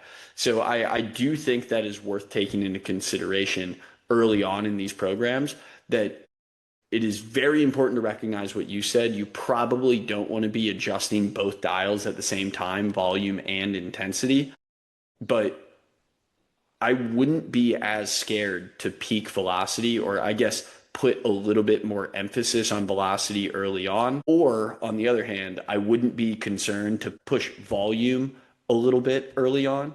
I would just be careful about doing both at the same time. There's a lot here that's really, really, I feel like I could dive into a million different things here. So let's start with one, which is that based on what we know about the way the UCL works during the throw, right? Like the dynamic stabilizers of the forearm are the primary primary contributors of varus torque during the throw to help counteract the valgus torque experience during the throw, which is entirely the reason flex pro grip exists, right? Like these dynamic stabilizers need to be strong. Mm-hmm. And so when we talk about, and so I'm not a doctor, I'm not a physical therapist, so I don't know the exact perfect way to do this here, but especially with a new ligament, what we care about probably is keeping the load on that ligament either as low or as like or non-existent as possible. And so I think that should almost be the limiting factor of an early return to throw. And we don't really know what that level is, right? Like, is it possible that after not throwing for 6 months that my brain is no longer as coordinated as it once was? And so now a 50% throw actually offloads more torque onto the UCL than it previously would have because I like haven't thrown a 50% throw in so long. That's completely possible. But I think it's like, in theory, what we want to find a proxy for is like UCL load, not valgus torque. So valgus torque, like if you're throwing with 50 valgus torque versus 25 valgus torque, but the dynamic stabilizers are strong enough to handle all of that, well, like the UCL, even a brand new UCL is still not experiencing any of that torque, and it probably doesn't really make a difference, like which of those throws you make. But we actually care about what we actually care about, which is impossible to actually know for sure, is how much of that torque is being offloaded onto the actual brand new ligament in a return to throw. And I completely agree with you. So one of the big problems with ACWR is that what you define as a workload unit is extremely important. So some people, there's been a lot of research that looks at like ACWR, but it's like year over year, and it's like how many innings did this guy throw versus last year? Oh, he threw 20% more innings than last year. Well, innings could be different lengths, right? Like it doesn't consider midweek bullpens, it doesn't consider all the other throwing a guy does. So, but then even if you're considering every single throw a guy makes, including his recovery days, including his pregame throwing, including his bullpens, there's still this question of, well, okay, what is a workload unit? And so if you just say, let's scale it primarily based on torque value or whatever. So 100 Newton meter torque throw equals two 50 Newton meter torque throws. Well, is that true that two half effort throws are as stressful as a single max effort throw? I think anybody who has like thrown BP, right? Like knows that's not true. Like you can throw all day, maybe not all day, but it's like you can throw substantially more of those than you can, a full max effort bullpen as hard as you can. And so it's extremely important to kind of dial this in, and it's really, really hard. And the way Pulse does it is it uses an exponent. So torque gets raised to the 1.3. And so a single max effort throw equals about 3 half effort throws. I still think that exponent is way too low. And so I'm doing some research right now to kind of dial this in using Flex Pro Grip to kind of quantify fatigue. My hypothesis is that super submax throws are actually like they actually have a active recovery benefit where actually you're going to be less fatigued after you do half effort throws or like very, very submaximal throws. That's my hypothesis. Who knows? But my other hypothesis is that the curve is going to look more like a 1 rep max chart for lifting. And so I pulled it up right now. Based on this study, for a 1 rep max across all exercises, the athlete could have done 5 reps at 90%, 12 reps at 75%, and 26 reps at 50%. And it keeps getting higher, right? 60 reps at 25%. And so I think that's probably it's going to be different, right? Throwing is a ballistic movement. It's not as muscularly driven, but I think that is probably more in line with what we would see with throwing, where you could probably do 25 throws at half effort and get the same level of fatigue as a single max effort throw. So hopefully that's something we can dial in as an industry. That's something that would help make ACWR a little bit more accurate, a little bit more useful. But yeah, I think all these points are great, and it was a really thought-provoking presentation by Casey. You do bring up a tremendous point when you begin to discuss the strength world here, because we definitely took that into account as we were building out the baseball rehab network guidelines and how we value a throw. But one of the things that we got hung up on that is going to sound really obvious when I say it, but I don't think is discussed enough in the baseball world, is that what we call a max effort throw does not closely resemble max effort in the majority of things that we do in the outside world. So in the weight room, a 1 rep max bench press or 1 rep max squat is a true 1 rep max in the sense that if you are really maxing out, there's largely well over non-zero chance that you're just done for the day and you can't do anything. I remember the first time in my life I did a true max out bench press. In 4 hours later, I could not do a push up. Like I could not do a single push up. It was the first time I benched 250 pounds in my life. I could not do a push up later that day. And when we think of this in a throwing context, you could throw the hardest bullet that you have ever thrown in your entire life. In 15 seconds later, you could do it again. Like, are you going to PR again? Maybe not. But if the hardest bullet you've ever thrown in your life is 92 miles per hour, 15 seconds later, there is a really good chance you're throwing that next pitch at least 90 miles per hour. And you're going to throw the next pitch the exact same and the same after that. And then maybe 4 pitches later, you PR again. And like, it's so weird to think. It's very different. Yeah, it's so different. And you mentioned it as ballistically driven. I just think that needs to be taken into context and researched more and discussed more. I'm not saying this as like, whoa, everyone listen to me. I'm now the expert. But to call pitching a true max effort thing, it really isn't because it's repeated bouts. Pitching will always be repeated bouts. And if that's the case, that explains why, in my opinion, that the value of a throw or calling anything that's sub max effort can't be anywhere close to equivalent to a 1 rep max. Knowing that you could probably throw, you use the bullpen example versus throwing BP, you could throw a max effort velo pen tomorrow. And if you were truly throwing a max effort velo pen tomorrow, Josh, how many pitches would that be? 15 to 20? Sure. Truly, like just at this time in the off season, I don't know where you're at in your development schedule. Yeah. I could, 20, 25. Yeah. All right. So if that's the case, you can make your max effort 20 to 25 times on December 29th, and you don't need to throw a competitive pitch. I know you're ramping up for a pro day. Maybe that's going to be 30 total pitches in your pro day. I don't know. Like you don't need There's got to be parallels to like sprinting or jumping. Yes, here, because I think those are much more similar. It's certainly jumping in my opinion, and probably more broad jumping because there is a little bit of a fatigue component or more of a fatigue component in my opinion to broad jumping than there is to vertical jumping. But how do you quantify a 50% effort broad jump? I guess it's like it's still these difficult aspects of. But like also along those same lines, I don't think a 50% effort throw. I don't know if that's 26 to 1 like it is right, whatever it is in the lifting example. Yeah, that's why we went with 15 to 1 in the baseball rehab network system as of now. That could change. It very well could. But at this point, I really almost feel that we're better off in this realm getting subjective feedback from people who live it every single day than trying to go off of some like bone density study to predict where people are going to fatigue. Yeah, bad data is worse than no data, right? Like you gotta, if your models are based on these faulty assumptions, they might just not be as useful as. In this realm, I would rather talk to 100 people in your shoes that throw a ball for a living every single day of their life and try to understand where those athletes feel like they break down. And that would probably give us a better look into fatigue rates and throwing values for the people that we care about. Let's face it, we care about this most for pitchers. So why wouldn't we want to better understand how pitchers are experiencing this instead of looking at research from NASA or research from the world of rugby? Yeah, I agree somewhat. I think my whole thing is trying to find a way to quantify some of these subjective feelings, right? Like how do we quantify the level of fatigue? And I think flex program is the way we can do that. And so it's interesting. There's no easy answers, and there's a reason injuries haven't been solved yet.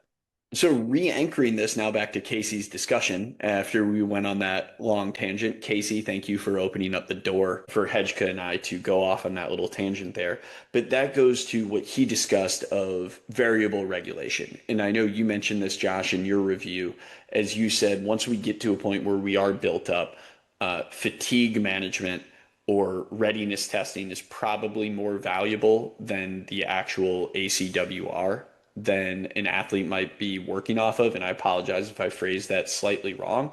But where Casey was working towards was variable regulation, as I mentioned, which to him is ACW plus some sort of strength testing. So, how do we actually assess the level of preparedness of the soft tissue? So, incorporating things like shoulder dynamometry, flex pro grip assessments, assessing what musculature can do for you, specifically in the musculature that is best positioned and prepared to protect you during the throw. Yep, I agree. Yeah, shoulder and elbow, I think. And obviously flex program, I think is the best way to actually do it with the elbow because that's the most relevant muscles. Another piece I would add here, and maybe this is something more for you, Josh, to put in your notes. I do think it would be interesting to look at some sort of iso rotational pull and assess that for pitchers to see where that fatigues. Granted, I know it's trunk. You can get a lot more power through the trunk. There's more musculature involved in that, and it's more of a compound movement, knowing that you're linking the lower body and upper body. So I would think fatigue rates would probably be a bit slower than what we'd see in the forearm. But if we're really Yeah. going to map out a full strength testing gamut for this variable regulation, I would probably want that included. I wonder if that would probably correlate pretty highly with just like a jump readiness, honestly, because it's probably more CNS fatigue rather than muscular fatigue at that point.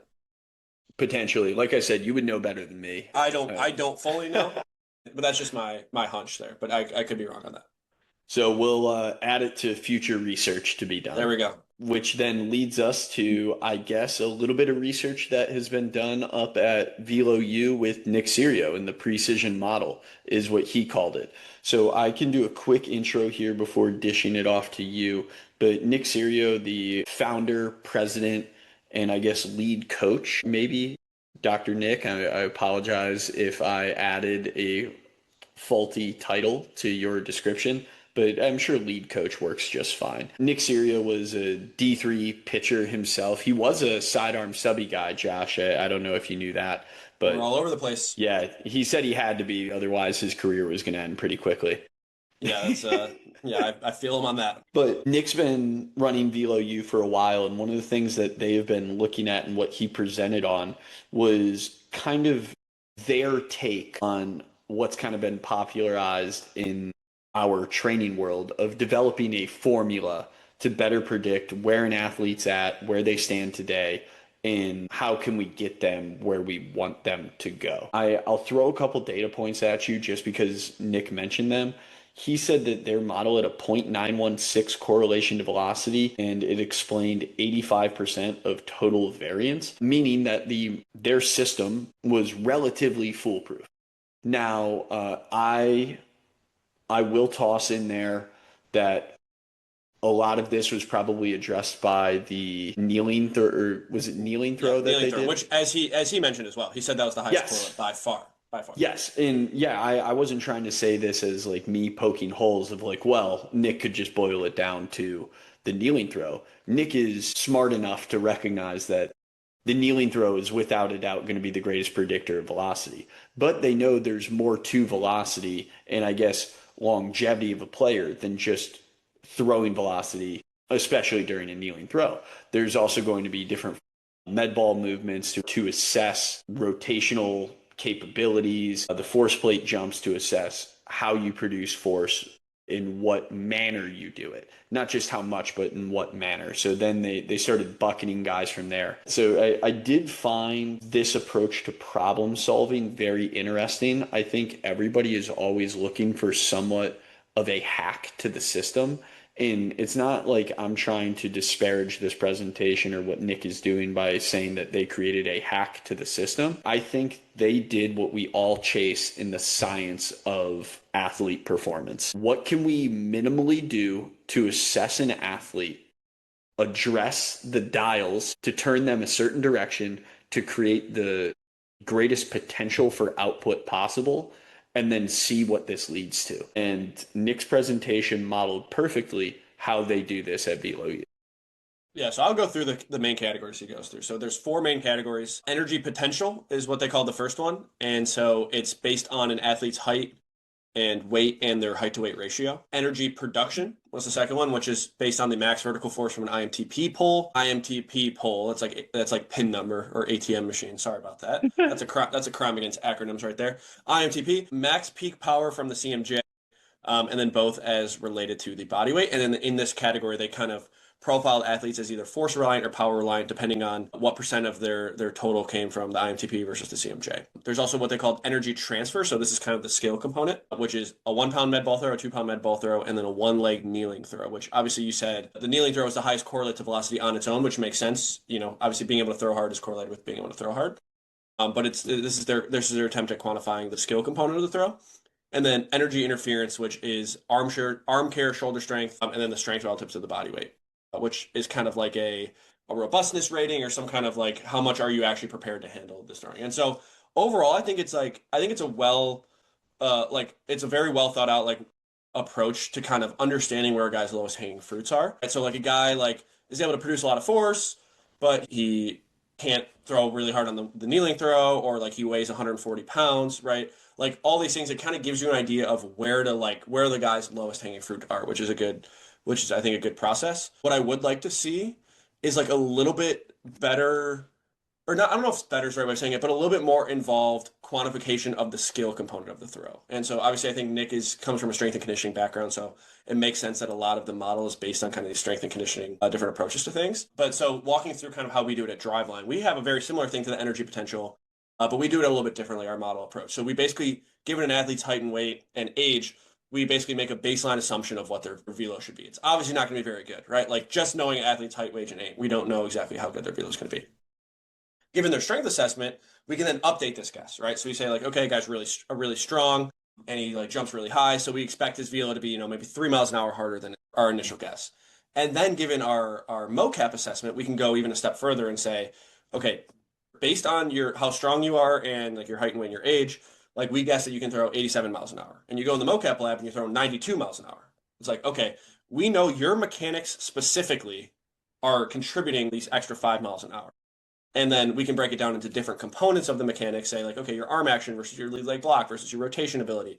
And so we have a deeper understanding of exactly where in the skill component to look, right? Because now the more interesting thing is like, what if a guy's predicted velo was 90, but he's only throwing 84? Well, okay, like, yeah, improve the kneeling throw, improve the 1 pound med ball, improve the 2 pound med ball. But how do you actually know where to begin doing those things? And so obviously if they don't have a motion capture lab, it's not as possible. Kind of I think if claimed was that the kneeling throw was kind of a way of isolating the upper half, and then the med balls are a way of isolating the lower half and like rotation abilities. And so that actually does give a little bit of a guiding light of like, okay, if a guy's not throwing as hard as he theoretically is capable of throwing, where do we start working with this guy? I think that's extremely important. And I also think this idea of the energy interference is really interesting. And I think that's something we've talked about as well at Driveline, using the flex program numbers, arm care numbers, and then something along the lines of like a pulse chronic workload or and then the acute to chronic workload ratio. Basically say like, okay, and basing it on their torque values from our motion capture lab. If a guy's throwing with 100 Newton meters of torque on his throw every pitch, versus another guy's throwing 60 Newton meters of torque, well, if both those guys have the exact same flex program numbers and the exact same arm care numbers and the exact same pulse ACWR, well, one guy might be a little bit higher of risk because he's putting more stress on his arm every single throw and is equally as prepared as a guy who's putting less stress on his arm. So in terms of relative risk.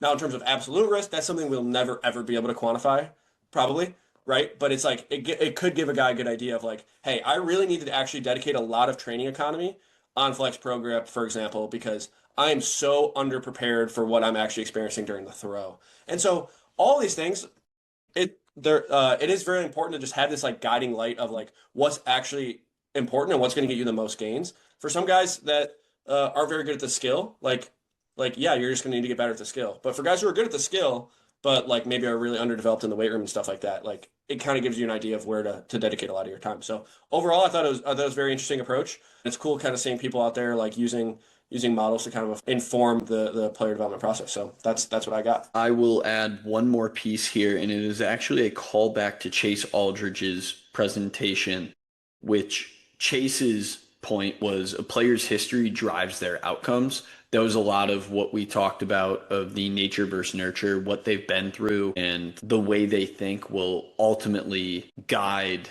them to where they are today. I know that was kind of choppy in the way that I stated it. I was trying to connect dots in my speech, but what they have done before will influence what they can do today. And why I bring that up with Nick's presentation is he cited a couple examples where an athlete's training history grossly biased or influenced an individual's methodologies for force production. The example that they gave was a guy that should have tested and presented in their movement screen as if he is a very force biased or force reliant athlete, but all the training that athlete had ever done was very much on the power reliant side. It was very ballistic in nature, lots of bouncing, lots of bounding, lots of jumping, but the athlete was more or should have been more reliant on his force production. Kind of think of that of your traditional weight room movements being more strength based. And because this athlete had so much of a history on the power development side, he was not as efficient at utilizing his own strengths, which should be his strength. Thus, all of their training, or the majority of their training, was then focused on how do we create more force and harness more force to then apply that to the actual throw. So I just thought that was a cool cross-presentation connection that we could make of athlete history influencing the way their program needs to be developed to actually help them get better. Yeah, I agree. And overall, like I said, it's like using these models as like as a roadmap of kind of like where to approach your player development process is really cool because it also lends itself to the test retest cycle of like we'll see where you're at. We'll like try a training program. We'll see if that improves or makes you worse. But at least we're getting these checkpoints in time and we're knowing like we're actually quantifying whether our training is working or not, which is much more than a lot of places do. It's like, oh yeah, just come work out with us for an off season. Like we'll get you better. And like, okay, prove it. Like, did you actually get me better? So yeah, I do appreciate seeing people take this approach to player development. And with that, are you ready to move on to performance neurology with IHT? I am. You can take this one. All right, I'll kick this off. Was certainly the most unique presentation of the day from a content perspective. There's no question about that in my mind with the concept of performance neurology. Now, this is not a concept I know a lot about. For those of you who are avid Layback Podcast listeners, I suggest maybe going back to the Carter Hahn episode to hear a little bit more about square one systems and neural resets. That was a point of emphasis during the IHT presentation. But I'm going to try to anchor this for everyone in something that they can actually take away. And I guess that would start from your body's not going to let you do anything that it doesn't believe is safe.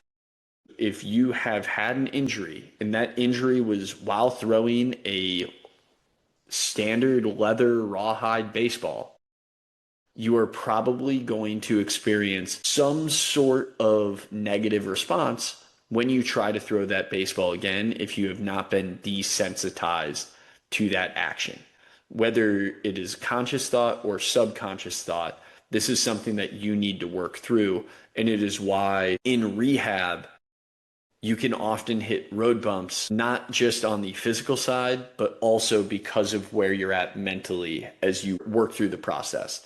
To me, this is why providing as much objective data along the way becomes incredibly powerful. So an athlete knows that they are doing everything in their power to advance properly and know they're okay each time they're required to advance or each time they're required to do something new in their rehab progression. The way this was stated by Slater with the IHT was the brain only cares about staying alive.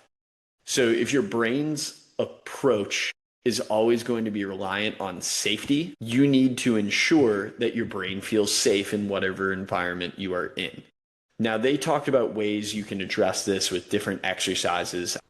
I think if I tried to address those myself, I would end up butchering it, which I do not want to do. So I would definitely encourage everyone to reach out to Pat Robles and Jared Slater to learn more.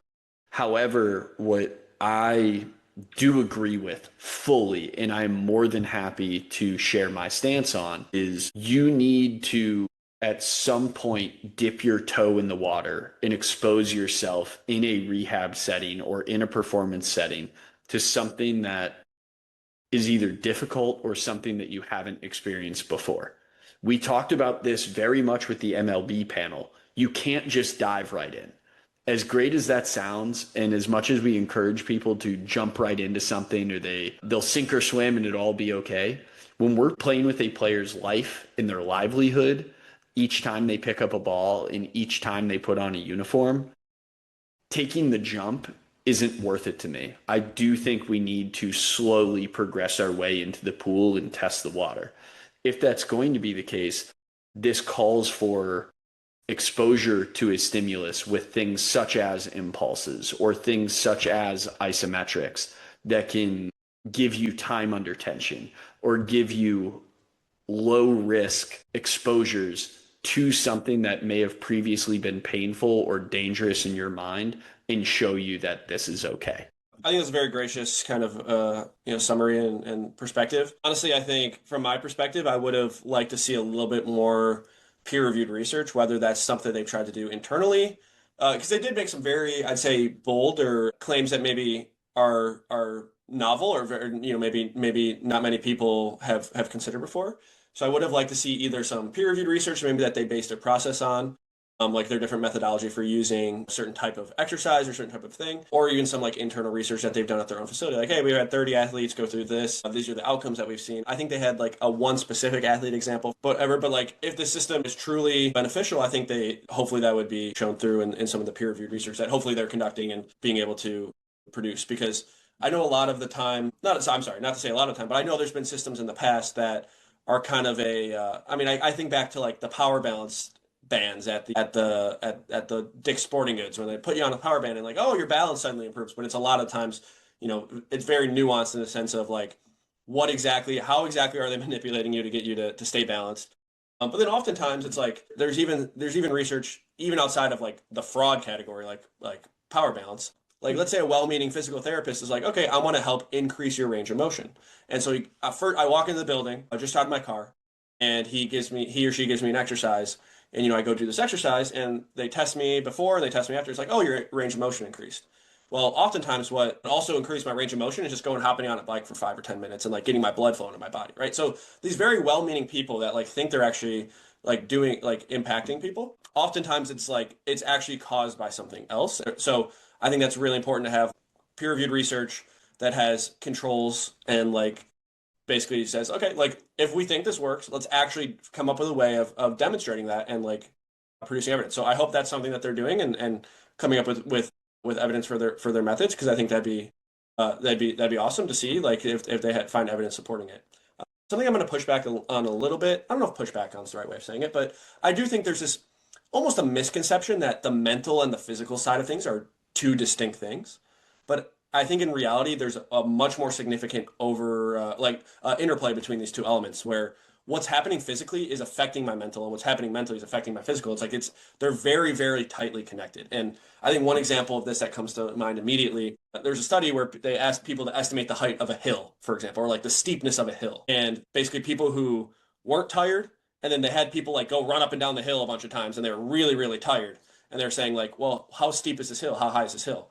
And the more tired you are, the higher you perceive the hill to be, and the steeper that you perceive the hill to be. Where our perception of the environment is impacted by our physical ability to interact with the environment. And so a lot of times, building mental capacity or whatever is kind of from what you said. Actually, so I guess I'm not pushing back. If anything, I'm agreeing with you. Is that there is this level of like gradual exposure or like building confidence physically, which actually ends up helping you mentally. So I think that's an extremely important part, recognizing that they're not separate things. It's like, okay, let's get this stronger physically and let's work on my mental game completely separately.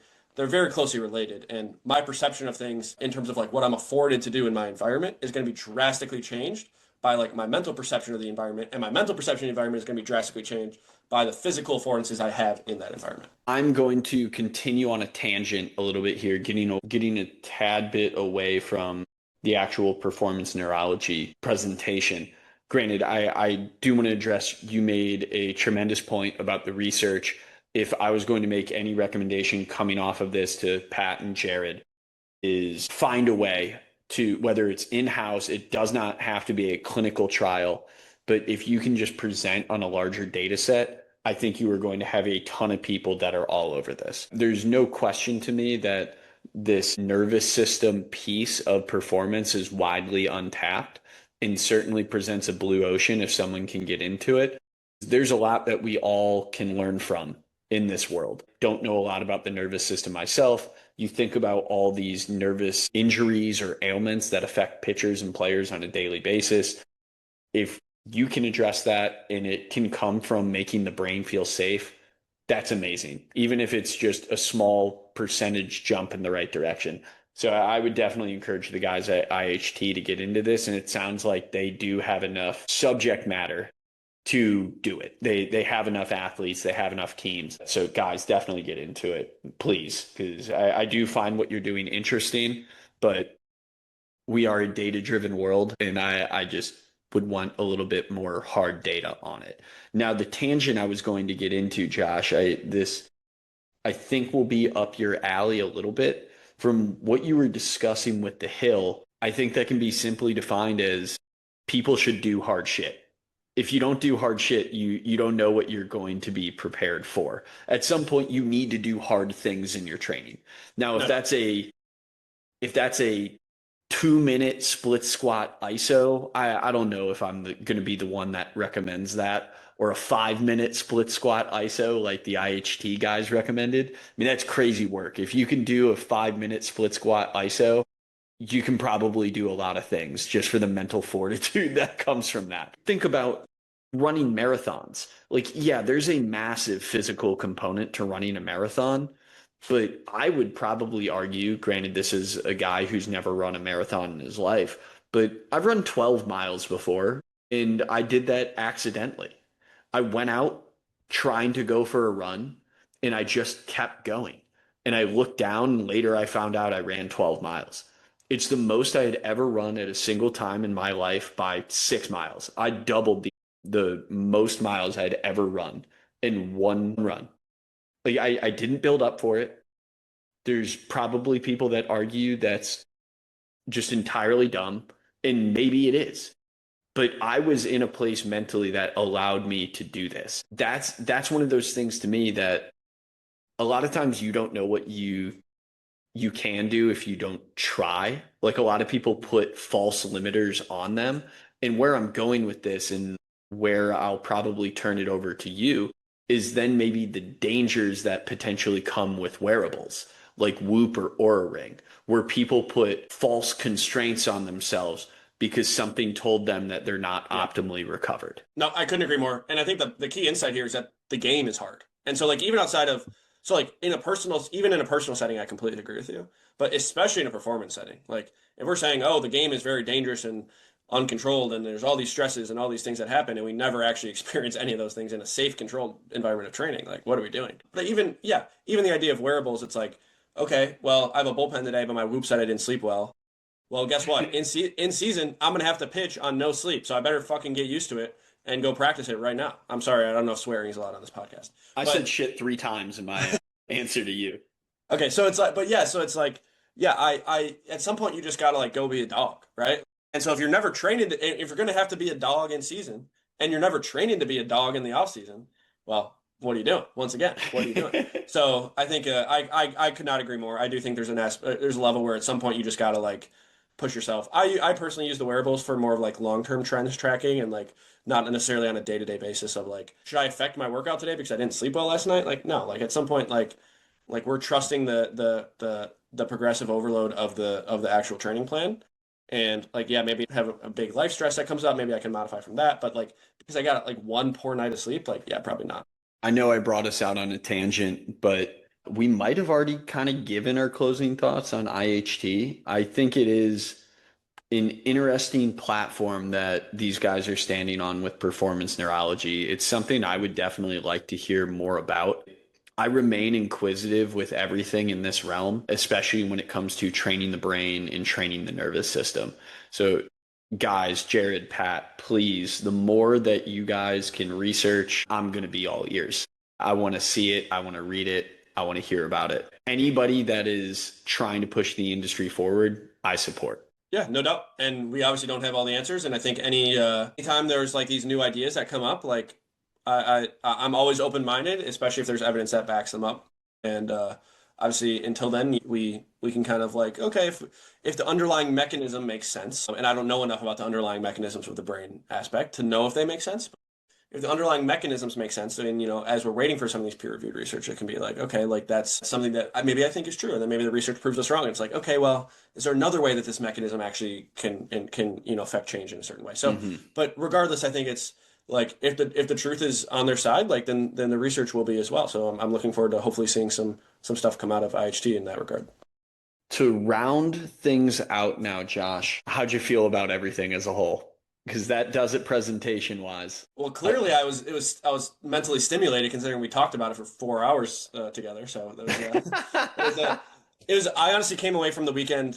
The weekend basically just saying like I feel extremely, extremely mentally stimulated in terms of like just a lot of thoughts running through my head, and I like wrote down a huge document just with a bunch of my thoughts. So it was fantastic, and I'm really glad I was able to go. So I appreciate you inviting me onto the Flex Pro Grip panel. Of course, man. I really enjoyed having you.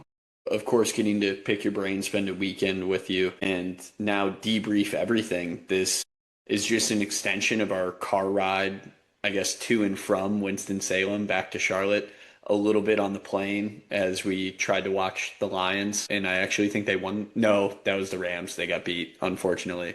Yeah, let's not talk about the Lions. Yeah, that was the start of the downfall. I apologize, man. Yeah, that was a tough one. So I guess when we weren't sadly watching the Lions drop a game, we were talking about player development and what we can do. And now I guess we'll follow up that question with after hearing how rewarding the weekend was for you, which I fully echo. I thought it was a tremendous weekend. I love the content presented. If now I can task you with making a recommendation to the player development crew at Wake Forest for something you might want to see next year, what do you think that would be? That's a great question. How about let me give a presentation and we'll find out. No, I'm just kidding. But that's a good question. You kind of put me on the spot here. I honestly don't have a good answer for you. I do think there was a lot of interesting stuff this year.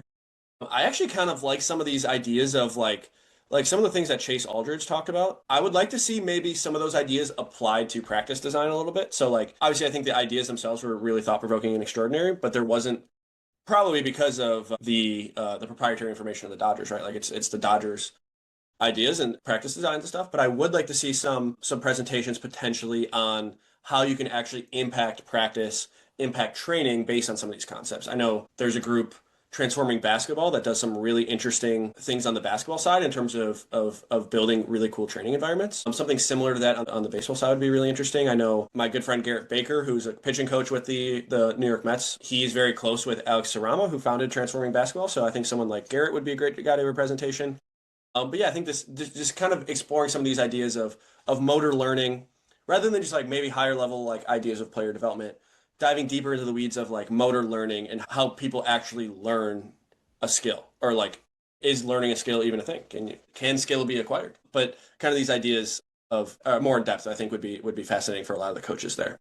Since I asked the question, I'll be sure to give an answer. Yeah, I was going to say, what's your opinion here? Of course. Yeah. Well, I appreciate you asking, Josh. I'd love to share. I'm going to share one that Daryl and I have actually talked about now for a couple of years that we would love to see on the Wake Forest Player Development Seminar. So it will be a joint suggestion from the Flex Pro Grip founding team. And that would be to have some sort of structured debate. I think Lance Brozdowski would be a tremendous host once again to set up this kind of discussion. Someone that is knowledgeable enough to, I guess, guide a very educational discussion. And I don't mean a debate where two people are trying to make jackasses of one another to win an argument. I would really like to see two people that exist in similar lanes that really do support one another, but have different biases. A perfect example, actually, I hate using me or Daryl as the example here, but it would be kind of the Flex Pro Grip team versus the Kinetic Pro team, meaning Casey. And the reason I say that is Casey is always going to put workload first, right? Us with Flex Pro, we're always going to put strength or muscular preparedness first or muscular stiffness first. We both highly value the other thing. Casey mentions using strength testing to measure fatigue and adjust workload management accordingly. However, on our side with strength, we always mention that strength can be the driver of how long of a leash we can give you with workload. So we both value the same things and our end goal remains the same. And really, there's no winner or loser at the end of the day. We're just presenting two different sides of the same coin at that point. And at the end of the day, we're all winners. If people know more about what we think and why we think strength and muscle tendon unit stiffness is the ultimate driver versus on Casey's side, if he thinks throwing fitness is the driver. I think something of that nature, like that's the closest or the hardest example that I could give, but we could probably continue that. I mean, Chris Martin, you could put him with bench press and probably aerobic capacity up against, I don't know, somebody else that thinks you should never run more than 20 yards at a time and have those two guys go at it. Yeah, I mean, I think you said we want someone where we're all winners. I think that'd be interesting. I want to see someone. I want people coming to blows. I want to see I want to see people who are like very, very. I want to see teacher man versus like driveline baseball hitting, like versus Jeff Fry. Yeah, and give me that. That's the kind of debate I'm there for. I think that'd be fantastic.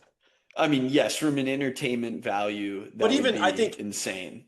Obviously from an entertainment value, but maybe Fry's not the best example because he's kind of a bad faith debater or like in bad faith perspective. But I think someone like Teacher Man, who also is a bit of a jackass on the internet, but like he is Aaron Judge's hitting coach. So like even if you disagree with what you're saying, you have to kind of respect that he's like coaching athletes at a high level. And I do disagree with a lot of what he's saying.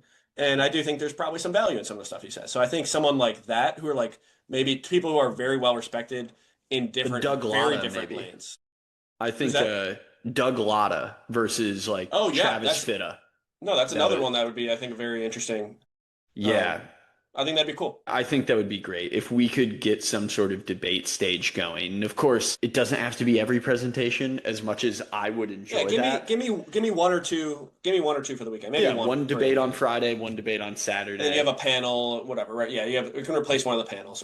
I think that would be awesome stuff. So that's our Flex Pro Grip suggestion for the masses. I love it. That's a great idea. Maybe we can rally for that. But Josh, I just want to say thank you again at this point. I mean, we've put a lot of hours into this, and I hope you found value in being able to review our thoughts. I certainly did. This was a great way for me to get everything out. I know you're a writer. I like to think of myself as a writer, but at this point, I've really become much more of a speaker.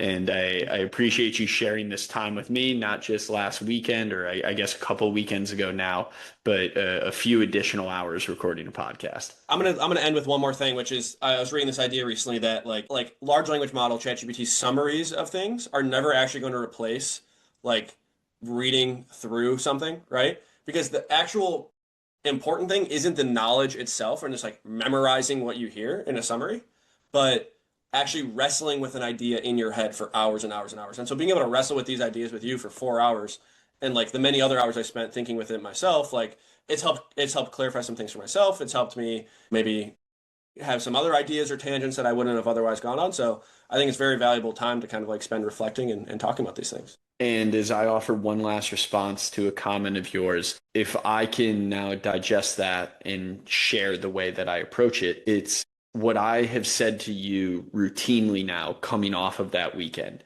It's less about the actual content of a presentation and it's way more about the substance for me. And if you just read a summary, all you're getting is the content. You're not getting the substance and how you actually apply it to who you are and where you are in your own career.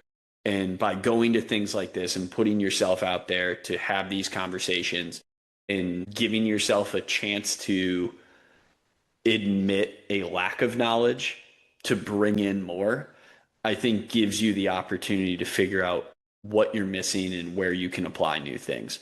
I appreciate your takeaway message there, Josh. I think that was amazing. And if you don't mind, I think I'm actually going to call it quits on this one. Let's do And it. Great job. to the masses, this was a long one, but thanks for laying back with us. See you on the book club.